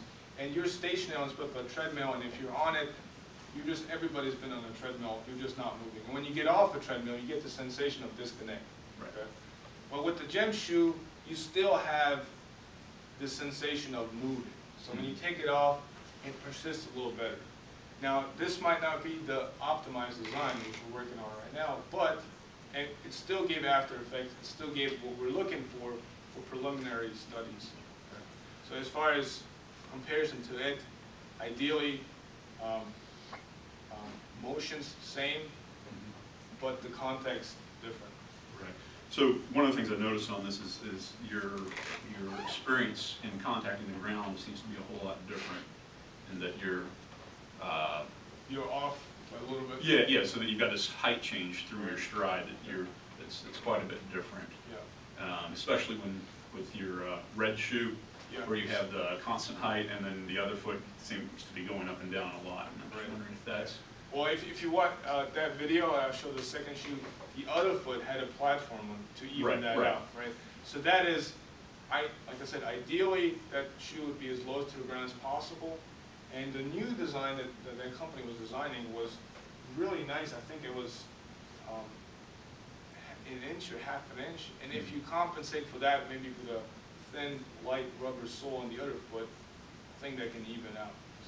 Yeah, so it seems like it's almost more like one foot's walking on a trampoline, and then the other one's on solid ground. So if you compare it to the split belt, because of the height change, under your stride. Yeah.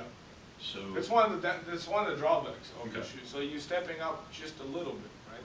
But considering stroke patients, right? There's all kinds of severities. There's one that are bedridden, and there's some that can almost walk normally. So the shoe is not targeted for ones on the lower spectrum where they can hardly walk, right? You need better, more attention from therapists, right?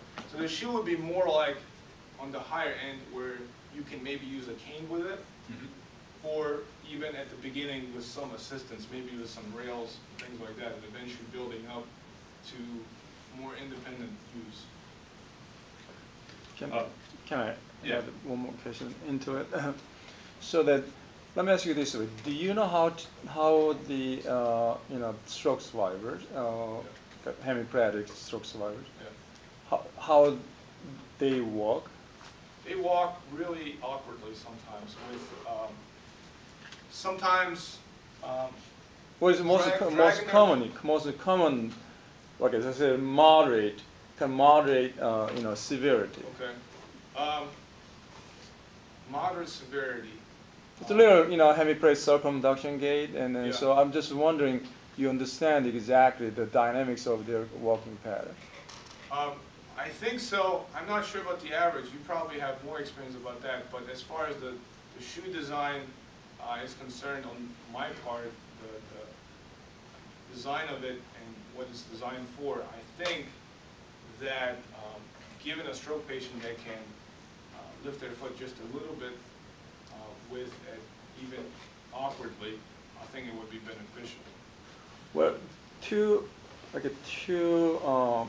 component you have to consider. I mean, actually, this is very critical. So, when they walk off ground, they are doing circumduction gait because they have a little push-up problem and also knee flexion problem. Okay, so that means you walk, for example, they're doing like this. They cannot push off. Then they have to they have bending toward their good side. They're circumduct. Okay, then think about landing. Landing is it's not gonna be like a forward backward. It's gonna be like a kind of sideways like this. And on top of that, you have to consider they're gonna hit with the toes first. Okay. More than half of them they hit forward toes first. Right. I'm just wondering how you're gonna if hit toes first with the gym shoe. Yeah. The dynamics are going to be same as hitting with a wheel. You have two wheels there, and the hitting with the toes and hitting with the heels is going to be same. Yeah. Similar. No, it's not the same. So if you hit it at different parts of the shoe, it's going to be different. But if you can optimize it to have the wheels at different parts. Not just that, have the way somebody's strapped into the shoe differently. So even with this football treadmill, I'm assuming that you need some adjustments the way they walk onto the thread, right?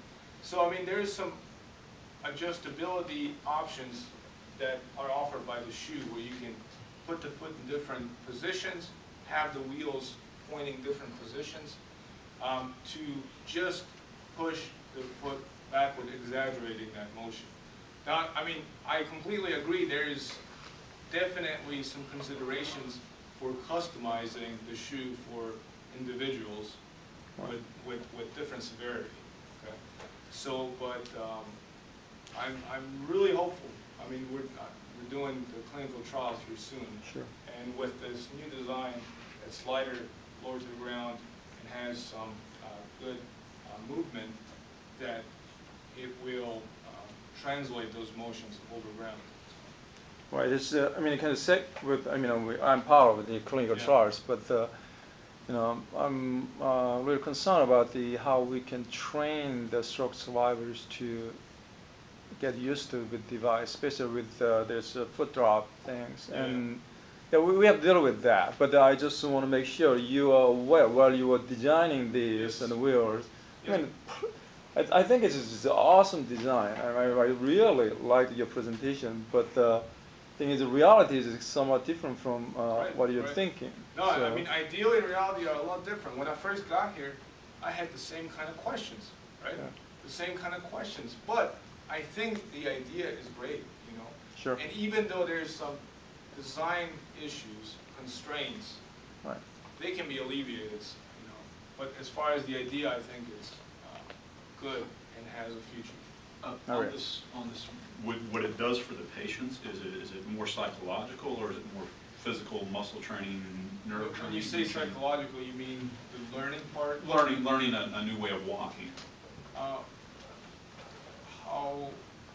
So I mean, I think yeah. those two ideas are interconnected. I think you're talking about how is the motor learning, the unconscious motor learning.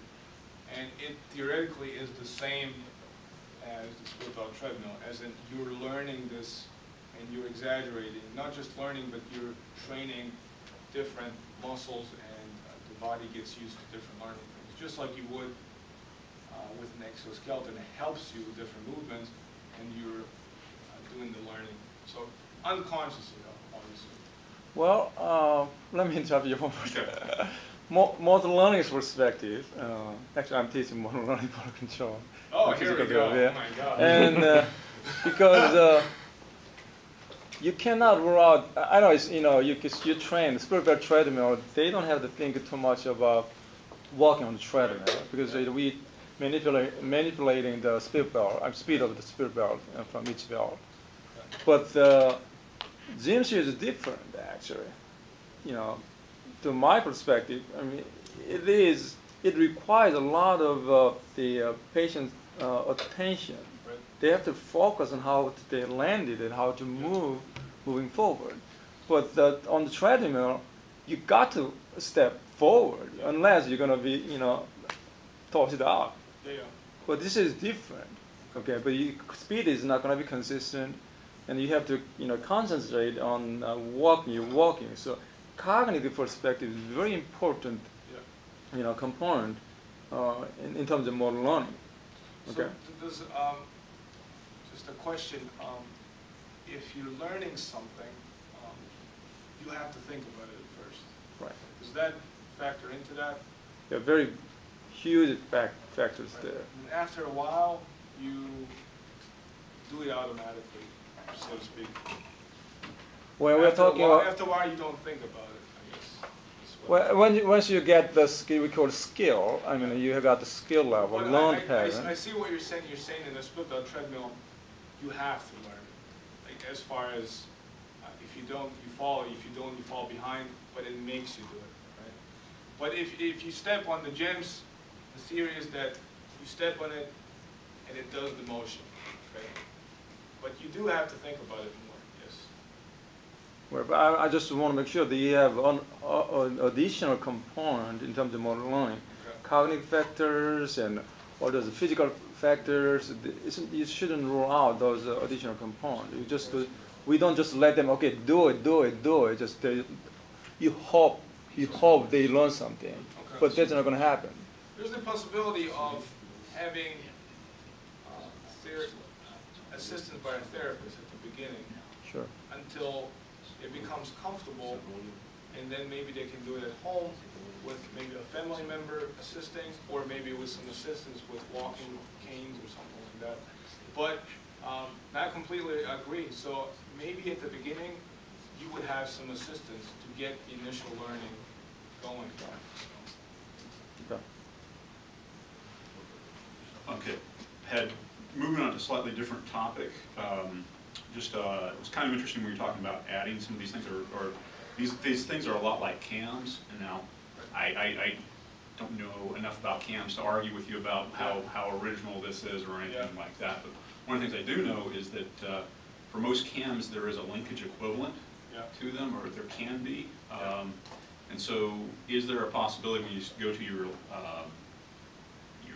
series of where you're starting to do addition and multiplication, all that sort of thing, you think there's language equivalence of, definitely. those things? Instantaneously, yes. Every instant, every position, you could have a linkage equivalence. However, the beauty of this is that it's a continuous thing. So depending on how you position the shape, you'll get some force output. Now you can have this as one link this way, right? Instantaneously. But the beauty about this is it's a continuous thing. So if you reposition it, that's a different link. That's a different link. It'll give you a different reaction force. But as far as instantaneously with the same position every time, you could represent it as a linkage. Yes. Right, and there are ways that you can transform linkages into cams and back and forth. You end up so cams, a lot of removing links and adding things. Before, so when I was writing the journal paper for that, I did this extensive background check. I think every day me and Dr. Uri sat down and individually and just looked has this been done before? It had to be done before somewhere, you know? It's too cool not to have been done, right? So we looked at it, and we looked at cams and things like that. And cams are usually generally concerned with the kinematics of them.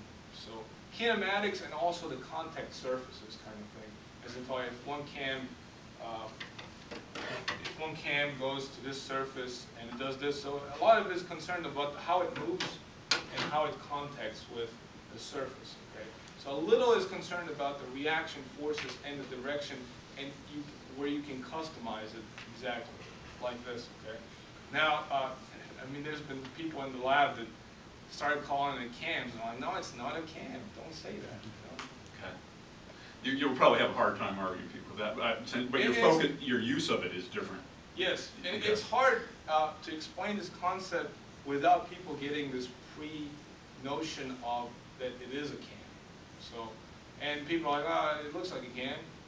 It's kind of rolls in a cam. It walks like a cam. But as far as the dynamics equation, I can see that being like a cam, okay? But as far as the static, the forces, the forces, even the dynamics equation, the way it's defined by forces, I think is unique. So your design technique is unique from a different perspective. Yes. But in terms of kinematic pairing and how that all, I mean, you're going to have a hard time arguing with. Kinematic. So if you take those, take those systems and you put them in motion, yeah, you might as well have cams. Yeah, exactly. One clarification that we just think of in terms of defining it that most people get pretty easy is cams are focused on motion, kinetic Right. shapes focus on forces. Right. And if you think of it that way, they are distinctly different. And You can't have one without the other. But yeah. You can't, but think about a cam, like a cam in your engine. Right. I mean, yeah, it's designed to withstand a force, but they don't care what the force is. Whereas here, we really care about what that force output is. And so that's the primary design objective. Right. So it's philosophically the same sort of thing shows up in machine design or mechanism design. We focus on the motion, but if you're doing dynamics, you go from the force approach. And so it's kind of the difference between dynamics and kinematics in terms of your design philosophy. Exactly. So yeah. Okay. Well, and statics and kinematics are complementary. You can, the same equations apply to Right. static forces that apply to kinematics. Like a Jacobian in robotics, Jacobian transpose. Okay. One last comment. I noticed you talked a little bit about chaos. That some of these synchronized systems can go chaotic. I'd be very careful about that. I don't know if you published anything in that area. I concur. Because when you say that you have to have when you say that you have to have the same initial conditions, you just can't do that when in a chaotic system. That you can't get close enough to the same initial conditions for this to work. If you go up to degrees of freedom, you're probably right. Yeah, well, it's just what the definition of chaos. So as soon as you talk about synchronization and chaos, you've violated the fact you need the same initial conditions. So a lot of this, the kinematic synchronization, the idea and the application for the lab and what we do is a lot of it is application to swinging limbs. Right, and I think you're fine there. Yeah. I would be very careful about trying to publish anything where you mention the word chaos in relation to synchronization. Maybe that's why we're waiting for it. Yeah, it's been in review for 7 months. It will. People will not react well to that, just because it's you got some. We did look into it, and we were. Yeah. I probably wouldn't let that fly. As just it ends up contradiction. People talk about chaos when there's something you understand. The same thing with turbulence. Everything you understand is turbulent, right? Right. However, from the strict point of view, chaotic is very clear, very precise. Right. It's different kind of thing. Yeah. There's a whole research field about chaos and chaotic systems. Yeah, we did intentionally steer clear of a lot of that. We looked into some of that, most of it. Okay, so this business about the uncanny valley, it's a cautionary, it's a psychologically cautionary for designers to suggest that once you get close to human, then people start noticing what's not human flaws. I guess I don't see how that has any effect on what you're trying to do. Like I don't see how if you're trying to make a leg that looks more natural, why a person would be cautioned from making it look too natural. I'm missing. Okay, so with the uncanny valley, it's hard to put it in gait perspective, but I think it's, if you think about, if you're out walking, let's say in public, and you see somebody that is awkwardly moving with some pathological, extremely pathological gait, right? You definitely think that's abnormal, and there's this eerie, not eerie, but this uneasy feeling that you feel, all right? And that is what the kind of context would look, that's the extreme case. You might see somebody that's limping, and you see that's not normal. That's the kind of context we're looking at into. As far as like the uncanny valley is concerned, it is a design constraint for realistic things, as in like robots and things like that. But we're using it in context of walking. But the valley suggests that the closer you get to natural walking, people actually perceive it to be worse. So once you get closer to the uncanny valley, I personally would argue that there could be arguments done that that's not a perfect fit for that study, but I think you can make it in that context very well. Does that kind of answer what we've discussed? So just put it, this is a little beyond, I was kind of looking forward to proposal and writing, but it's sort of bigger aspect of how this all fits together is, if you take a gait and you have someone who's inherently asymmetric, so they have different force on one leg, different force on something. So we use the dynamic synchronization to show that if they're inherently different here, you can force and have the same motion between two different asymmetric systems, but then you end up with different forces. And so they're not truly symmetric, they still have a force asymmetry. And so can you then relax the perfect kinematic synchronization to allow the forces to be more symmetric? And then in the same process, can you then take into account the perception of a gait? And so so a lot of the rehab focuses on making someone perfectly symmetric. And that's the goal. But that's not physically possible. There's always going to be some asymmetry in an asymmetric person. So relaxing it, and then taking this perception into account, where you can say, well, how much asymmetry can you have where people don't notice it? So if you have 3%, is that acceptable? 5%, 10%? Same thing with the knee. If it goes up 2 inches, are people going to notice it? No, but then you can use that to then tune the kinematics and the forces. I think the uncanny valley is a completely different idea. You're talking about the perception goes down linearly, or there's some ramp or exponentially. But the valley specifically suggests that you're going to, as you change the knee away, there's going to be this huge, like, oh man, that really looks terrible. And then as you move it further away, someone's going to say, oh, that looks better. Well, so one thing in that graph, I don't know if when he showed the uncanny valley, he had the right side of the valley highlighted. Unlike almost every other uncanny study, we're focusing on that highlighted portion right there. Right, so we're looking at the coming out of and going down into. So then that's a monotonic relationship. Yes. Which means the uncanny valley stuff, to me, is a peripheral that is not worth getting in this. It's a distraction. You're talking about the monotonic part of that curve. Right. Yes. So then. So we're not even crossing this. We're just figuring out how to get out the valley in context of gait. Right. Do you understand what I'm saying? So then. Yes. So you're saying the whole valley is not relevant for this study, but we're just focusing on the perception of. You're focusing on a monotonic relationship, right? Which is, I mean, it's. And to me, this speaks to some of the other things I read in dissertation. Yeah. It's interesting to talk about the uncanny valley, but to me, it's not useful in the context of this discussion. Because you're just talking about this monotonic trend.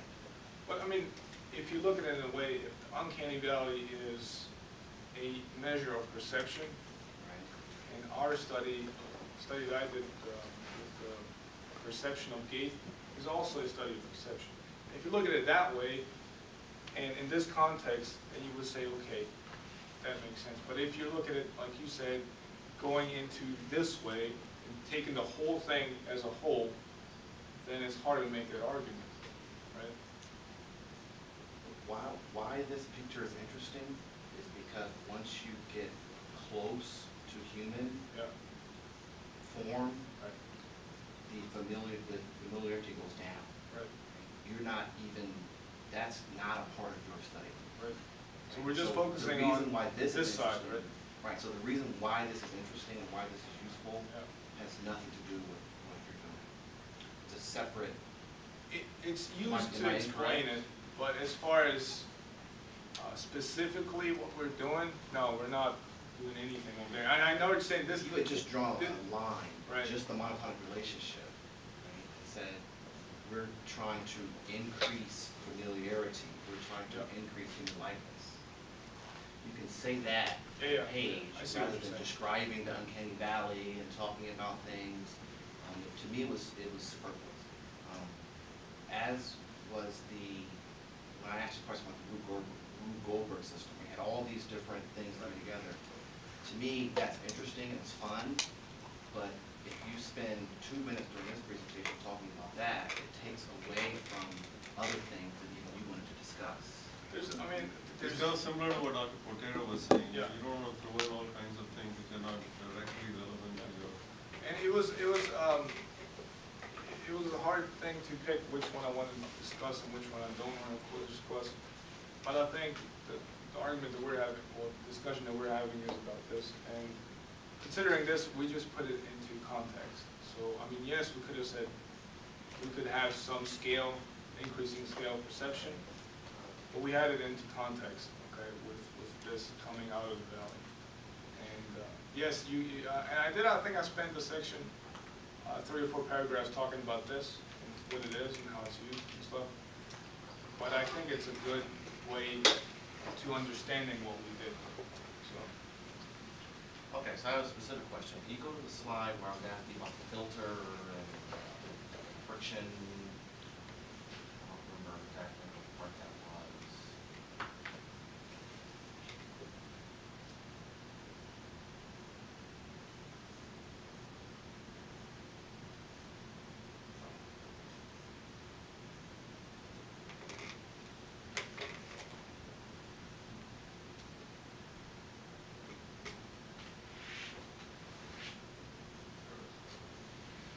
So other than the fact that it looks similar, what did you use to determine if your model was sufficient?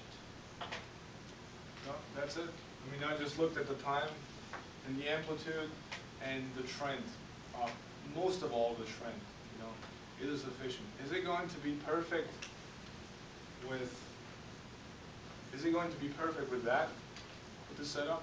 No, no way. Are you going to be predicted 100%? There's no way, But was there any quantitative measure to say, all right, we're going to tune our model until we reach this metric, or we're just going to tune it until it looks good? No. See, that's one thing that I tried to highlight while discussing this. Right? If you take this friction model and you change the parameters of this friction model, you increase the static friction, the kinetic friction, all this stuff, you can mess with how this looks, obviously, right? You can change it. But I purposely wanted to measure the friction off this by applying this force onto it and by trying to pull this board out. Big approximation, a very reasonable approximation, okay? So pulling that board out, how much friction will it be of this being shut out here, right? And that's the friction model I used down there. And not just with this shape, but with one additional shape, I used the same friction model, and it worked reasonably well. So as far as how I determined that it's good enough, Is that what you mean? Yeah, but you're saying it worked reasonably well. When I say It reasonably worked- well, I mean it worked because it looked similar? from displacement, velocity, and acceleration. So if I just pick the displacement, that would be very biased, I think. It would just be, well, it looks the same, right? But between those three, the way all three of them, the trends of all three, the amplitudes of all three, okay? The way it is with the with the friction model that I used, and the setup that we used, I think it was a very good it was a very good model to use to predict that motion. But to me, a qualitative description isn't sufficient to prove effectiveness. Yeah. It looks good, so Okay. it must be true, or it must be correct. So, If there was no quantitative goal, yeah. then how did you know when to stop? And stopping when it looks good probably needs a little more validation. What do you mean stopping when it looks good? Well, you're saying we tuned this friction model. Yeah. And No, tuned no. That's the thing I'm not saying. I didn't tune it. I measured it with by measuring this. That's the one thing I want to highlight is that I measured the friction. If I were to pick a friction, tune a friction, then that would be a little tweaky. Okay. So then you could say, well, big deal. You just change the friction and to make it look nice. You know?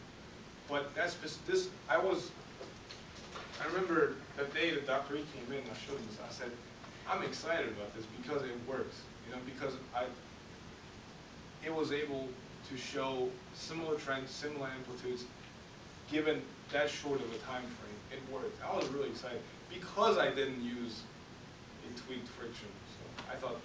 So as far as, but let me ask you, is there something I can include in dissertation from today? How you're defining it works. So if you say the trend lines match, right, you can approximate the function of these lines and say that my coefficients are within 10%. I know that it matches. Oh, I see. So Just you saying want me to tell you visually. some metric that I wanted to be within it?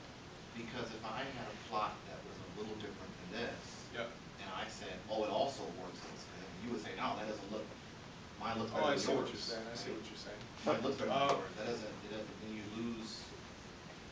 So, I think you may find some kind of percentage-wise or kind of ratio Yes, or right, the yes, coefficient in the literature or simulation studies I and see what how you're they saying, define it. Like, okay, this is relatively, sufficient enough to, say it's very, reasonable. very, very hard to find Yeah, that specific The term for it is structural error Yeah. that they use in mechanisms for when you want to,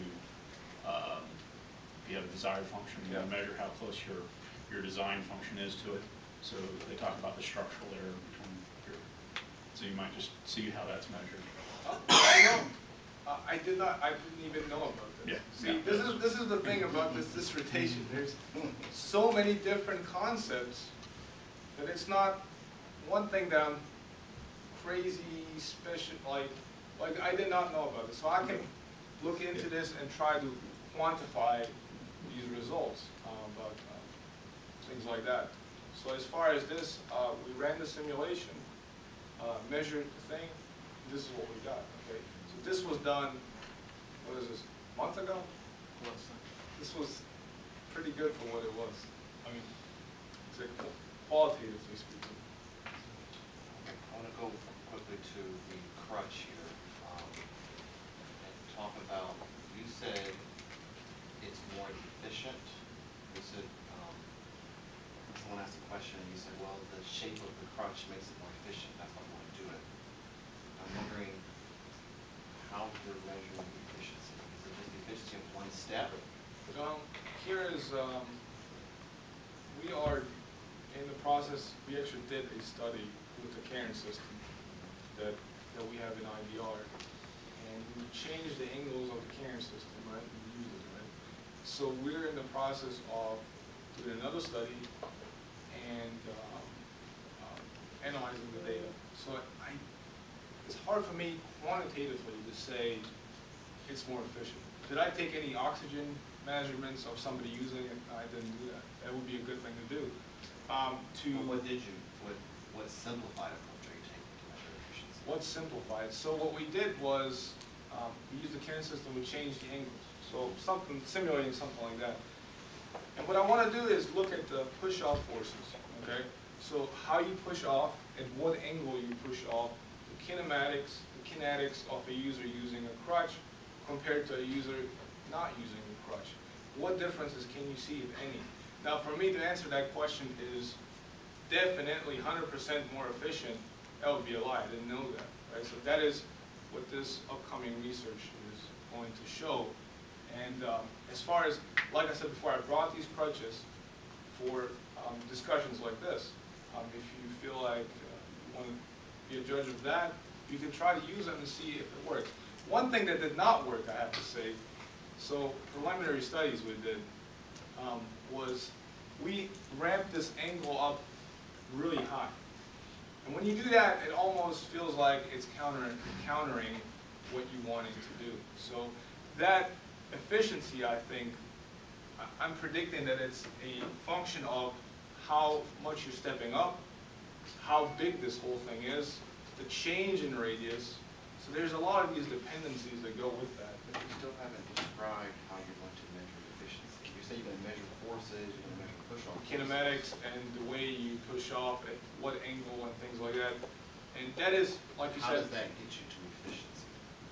As I said, that is a simplified approach. Okay. Now here's a good indicator, okay, which I kind of mentions. So with that passive dynamic Walker model, so this is the model, right? And we can use the model to make the shape that the crutch does, right? So for this particular simulation, I took a constant, no curvature, all the way to a lot of curvature. So going forward, like this way, the other way. Okay, so you're stepping here, and the radius increases. So it's like the opposite that I explained with the crutch, right? And the efficiency, the energy per step for the walker increased as you change the curvature, which makes sense because this radius changes, and as it rolls on top of it, you're getting higher, right? Energy per step increases. Okay. So that is a good indicator that either you can take the crutch, so this particularly, you can take the crutch, turn it around, and go downhill, and you would have a more controlled descent, right? Now, what I could not do with this model was turn it around and prove that it's more efficient. But I'm hypothesizing that this will mirror. So if you curve the other way, so if you go from big radius to small radius, okay, just this stem right here comes here, then this will mirror. It's more efficient. And that's what the theory of the crutch is. Like I said, that is just by increasing radius. So you're measuring, so a system, you're saying a system is more efficient if it can go down as a slope, because that's less energy being input at the walker per step. So a passive line walker walks down an incline, like you said. And so what I did was I took the distance walked divided by the energy off the walker. So it took, let me see how to explain this. When it steps, when it goes downhill, okay, and it goes up like that, it pushes itself up, raising the energy. Okay? That's probably the best way to describe it. That's the result of potential energy and also a combination with some kinetic energy. Yeah.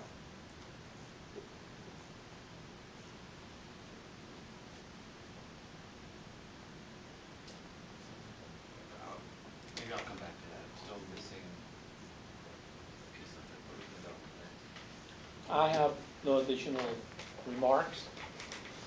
Getting that damage already. Well, that when you test it, the crutches, with different inclination. Let's say without any the shape, just a regular tip, and then compare with attaching different shape of the structures. Yeah. Then did you measure from top, like the axillary arm to the bottom, exactly equal? From the beginning to end? No, I mean top to the bottom, the clutch size of clutches, length of clutches. That is part of the measurement. Like I said, it's hard for me to state any data that we took and make any judgments off that. But as you say, did I take any measurements from all the way top to front to the bottom? No. My point is, your clutches, you're holding it, right? Holding, Yeah. and the hand.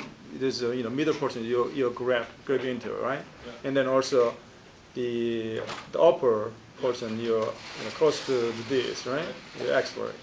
Then from top to the bottom, the length. What I'm saying is the length of the clutch matters. Of course. That's why we are adjusting. So there, I'm wondering, you used two different different types of clutches, which is one is normal, the other one has a different shape underneath of the tip. So what There I is- did- The length is different or the same?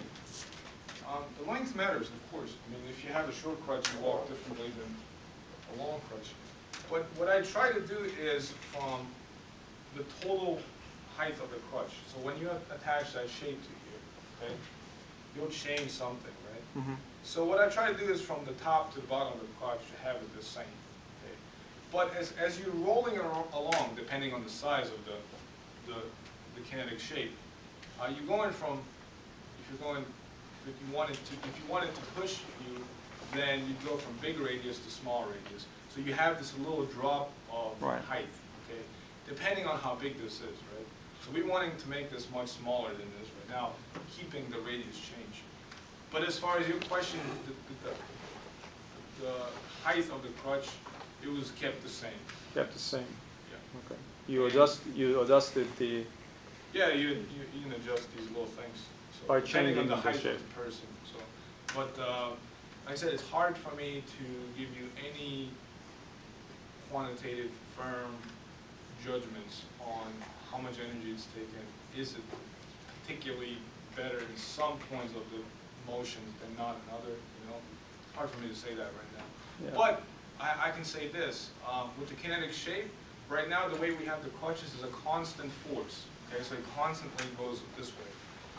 What if you change the force function to give you an initial force that starts you, okay? Then no force at all, right? Where it just lets you roll. Okay? To talking about the control problem, as in like it just goes.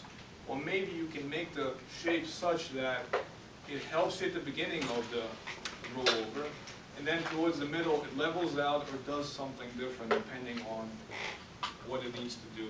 That's where the argument of having a shape change with time at each step, depending on how you move.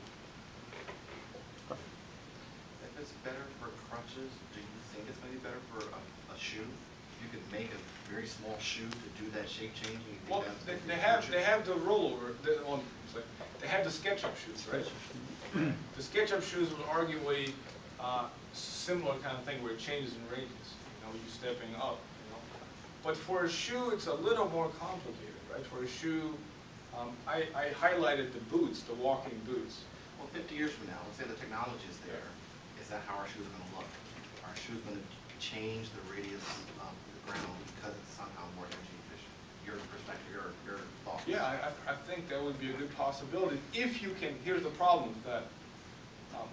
Ideally, you would have some shoe that can change in real time the shoe sole, right? Depending on if you're walking on grass or something, maybe the stiffness of it, one, and two, the shape of it. Okay? And you could change it, but the problem with something like that, you need something that changes length and is really stiff. Stiff enough to roll over, but loose enough to change shapes all the time. That's what we want to do with the crutch. We want to put little spokes in there to change the shapes. But you can also do this in rehabilitation, which I did not mention, you know. It's a really cool thing. If you take the 3D concept, the 3D shape concept, you might be able to apply a force going this way, like normal, but also a force that twists around. So if somebody has maybe joint problems in the hip or the knee, you could repeatedly, every step, force the knee to go one way or the other way, prevent it from buckling or some ligament damage or something like that. So maybe you can use the 3D shape on the shoe sole that guides the user's motion of the foot, of rolling over, depending on the forces that you specify. So you may be able to do that. So yeah, I mean, could be a possibility. They told us we would have hoverboards now. Just a question on this. If you, when you do this in the Karen system, yeah, you can measure the ground reactions, right? So you know how much, that's where the work is going into the system, or the forces are going into the system. Yeah. As far as like the walk, just walking in general? Or yeah, or can you do that with the crutches? Yes, that's what we did with the crutches. Okay. Can you also measure whether the velocity of the center of gravity? Center of pressure? No, the body's actual center of gravity, where it's moving, how it's moving. If you approximate the anthropomorphic model, as far as there's many of these models out there that approximate the body as lump masses, right? Right. You know where your markers are and how they move. And you can approximate the motions of it as far as, and you can calculate the center of pressure. So if you say this thigh is one lump mass right here with the center of pressure, center of gravity here. Right. Looking at the motion tracker, you can approximate what the center of gravity is. So yes, you can do that pretty easy. Yeah, so what I'm saying is if you know your forces and you know your velocities, do you know what your power is instantaneously? Yes, you could figure that out indirectly, yes. And could that tell you whether you're using more or less power when you're using your crutches? Yes, indirectly. And that is possibility of using kinematics and the kinetics to approximate the efficiency. So you could do that, yes, like I said, the data analysis is still yet to come. That is essentially my question. If we had a whiteboard here, I would ask you, you're going to measure energy by saying E equals what? And what would you click there? How would you go through your equation? You would look at the work done. So you would look at the change in energy, change in potential, and the center of gravity, you look at how it moves and where it's at. And you would look at, for each step, what it does. So I think that would be generally what I would try first. One other specific one. If you go back one slide, I think it's back one slide. The Adamsic paper? No, that's right. They have a metric that they use. I don't know what it is off the top of my head. Oh, I know what it is. So what they do is it's one potential one that you could also they use. look at the redirection of the velocity of the hip. So when you step this way, your hip movement is this way. But when you come down here, your hip movement, your velocity is down. So this change in angle, it's a really rough approximation that they use. It's a good paper, but they have this indirect approximation that they take the change in velocity and approximate how much work is used to walk. And they show like the actual energy and their approximation, which works pretty well. I think I cut something off here. It was a label that labeled this. This might have been their approximation. But this is forces. Oh, my bad. There's a different plot for that. And you're going to use that same metric, you think? It's a possibility. That was kind of working toward what metric you're using too. Yeah, it's a possibility. So that could be, so they're using forces and this change of velocity to approximate how much energy somebody takes to walk. And there's literally a lot of models that can approximate how much energy you need. Oxygen consumption, you need some kind of apparatus. You can use this with kinetics and kinematics, all kinds of these approximations. So I mean, so say I think that would be a good starting point. So while you're using crutches,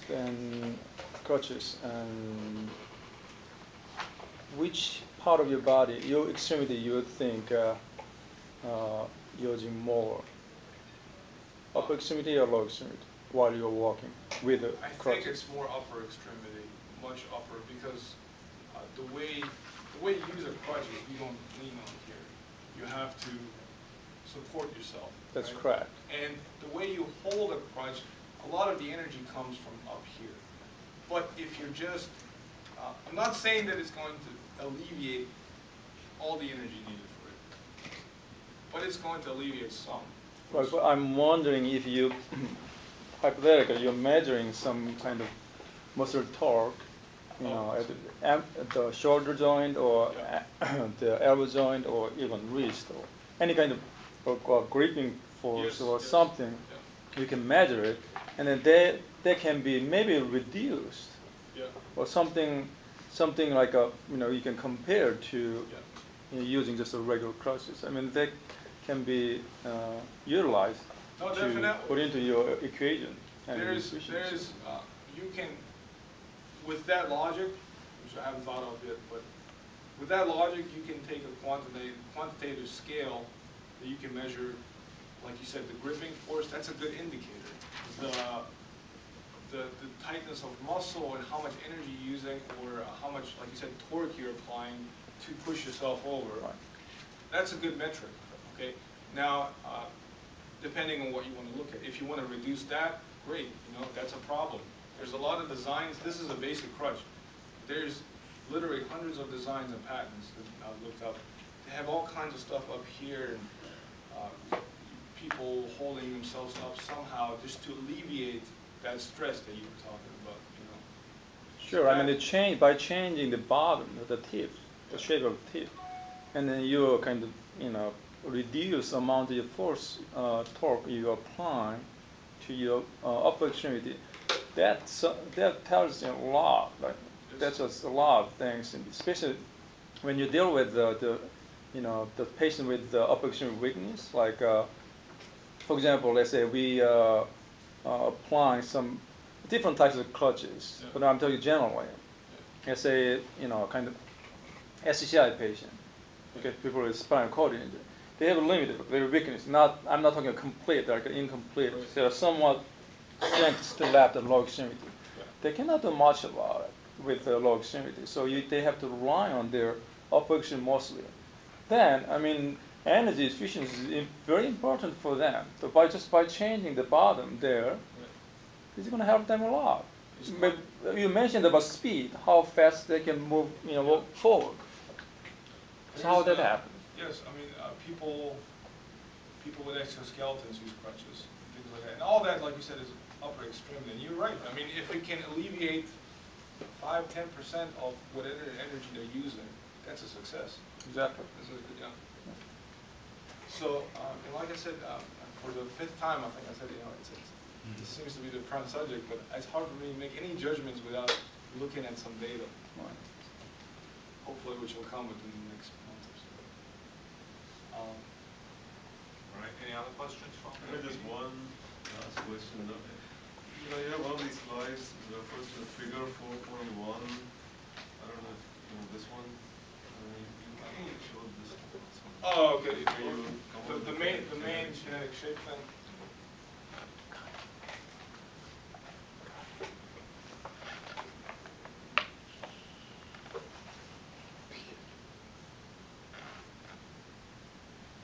Yeah. This is the motion one, or Yeah, this is the motion? Yeah, this. I don't know. Okay. The one that's I guess moving, the one or before that, yeah, I'm not sure. It's the same kind of diagram. Yeah.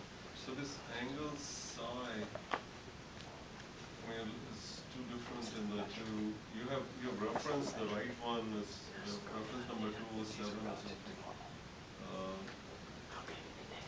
I mean, if I look at this equation, you're relating dr d theta, which is assuming that's the slope, right, at the contact. Right, slope at the contact. So you're saying that the slope at the contact is equal to r divided by tangent of psi. Maybe I can clarify. I think one of the equations, yeah, the equation at the bottom right, yeah. What about it? So I'm a little confused about the two sides that you're using on the right side and the left side. The one on the left, I guess it doesn't really, does it, can you explain why it depends on the slope, dr, d theta? Okay. I mean, from the diagram, it looks like it only depends on the offset and r. So, just from the beginning, these two drawings, I know, these two drawings are basically saying are a little different. Here, the slope is taken at this point. Mm-hmm. Here, the slope is taken at this point, right? But if you take this slope and put it exactly at that point, it's the same angle. But as far as like the relation between those two forces, so if this offset here is that angle, so that's the way the geometry is. If you take the applied force down to be perfectly perpendicular to the ground, so that would.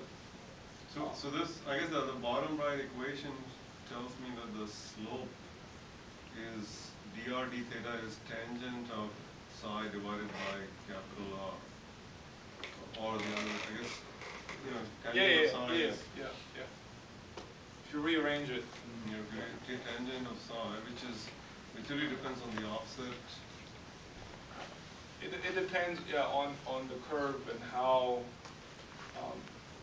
it's. Does it depend on the curve or does It depends on the the change of the curve and the curve. I mean, if there was no curve, if this was a perfect circle, then psi would be 90 degrees and there's no offset. Or I'm thinking that's what you mean by offset. Well, I mean, you can have a circular wheel and then offset at that point, you know. It doesn't have to be on the top. You can have the force acting, I mean, a circular wheel, but the offset, not at the force not acting on the center of the circle, but from the. Oh, you mean if you have a wheel with an axle in the middle, in perfect middle, Not but in the the middle, force but comes on the side? On the side, Yeah, of course. That would also define this equation. However, if you do that, then what's the point of having the axle in the middle? Then you know the axle is where the it would instantaneously it would move the same as this if you have some kind of change of difference. If you have a perfectly circular wheel, circle but an offset. Right, an offset, and you put a force down. Instantaneously, it would move the same. Yes. But continuously around, you have to change that force application every time you come around. You have to know where to apply that force, which is similar to what I'm doing there by having the axle there. Anyway, I don't know. No, it's fine. I'll explain.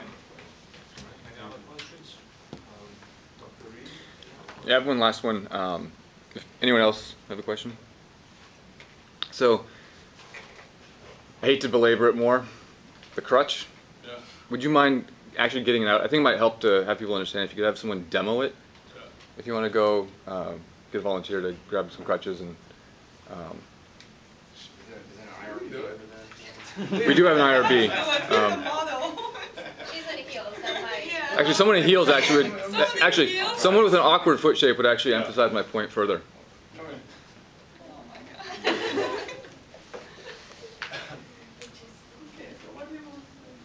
All right, with the crutch. She's too tall. No, you can. So So maybe you get one crutch because that's how you use it. yeah, you want two, but you might actually want to adjust it to her height. So. I've never used crutches before, so. So while I was doing this dissertation, I think a complete year I was just completely immersed in it. You know, I was just sleeping at the lab. You know, just trying to develop these things, right? And I was dating her, right, for the last 2 years, and it was she always used to brings me food and stuff, you know, and all this good stuff, and took care of me, you know. I'm like there like a cave animal in the lab, right? Just trying to get some sunshine. And she would come and make forget and stuff. But so I have to say thank you, wow. Okay. And I'm telling you, one day I'll ask her to be my wife. One day this will happen, What are you waiting for? I don't know. I think today might be the day. So I think, what's this?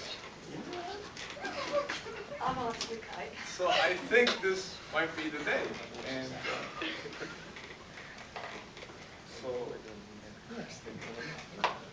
so hvala za sve. Sretan sam sa tobom. I hoću sa tobom zajedno. So,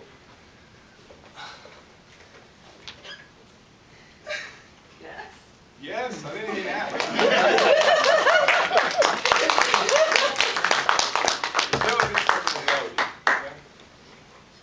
Što budeš mi žena?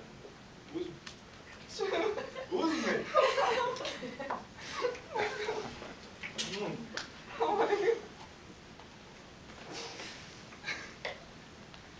Is it fit? It's okay, you can be silent. I use the crutches. Bowling.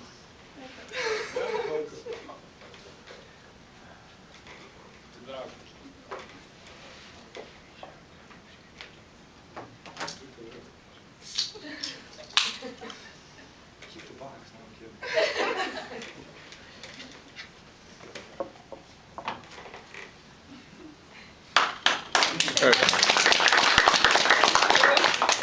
Thank you for all the food. She's living a lot of the crutch already. No, crutch has nothing to do with it. Great cook. But we're gonna. So that's yeah, it. go ahead. So that's a presentation. Thank you. I thank the committee. I'm taking your job over here. All right. So let's execute everyone, and the committee to discuss. Continue.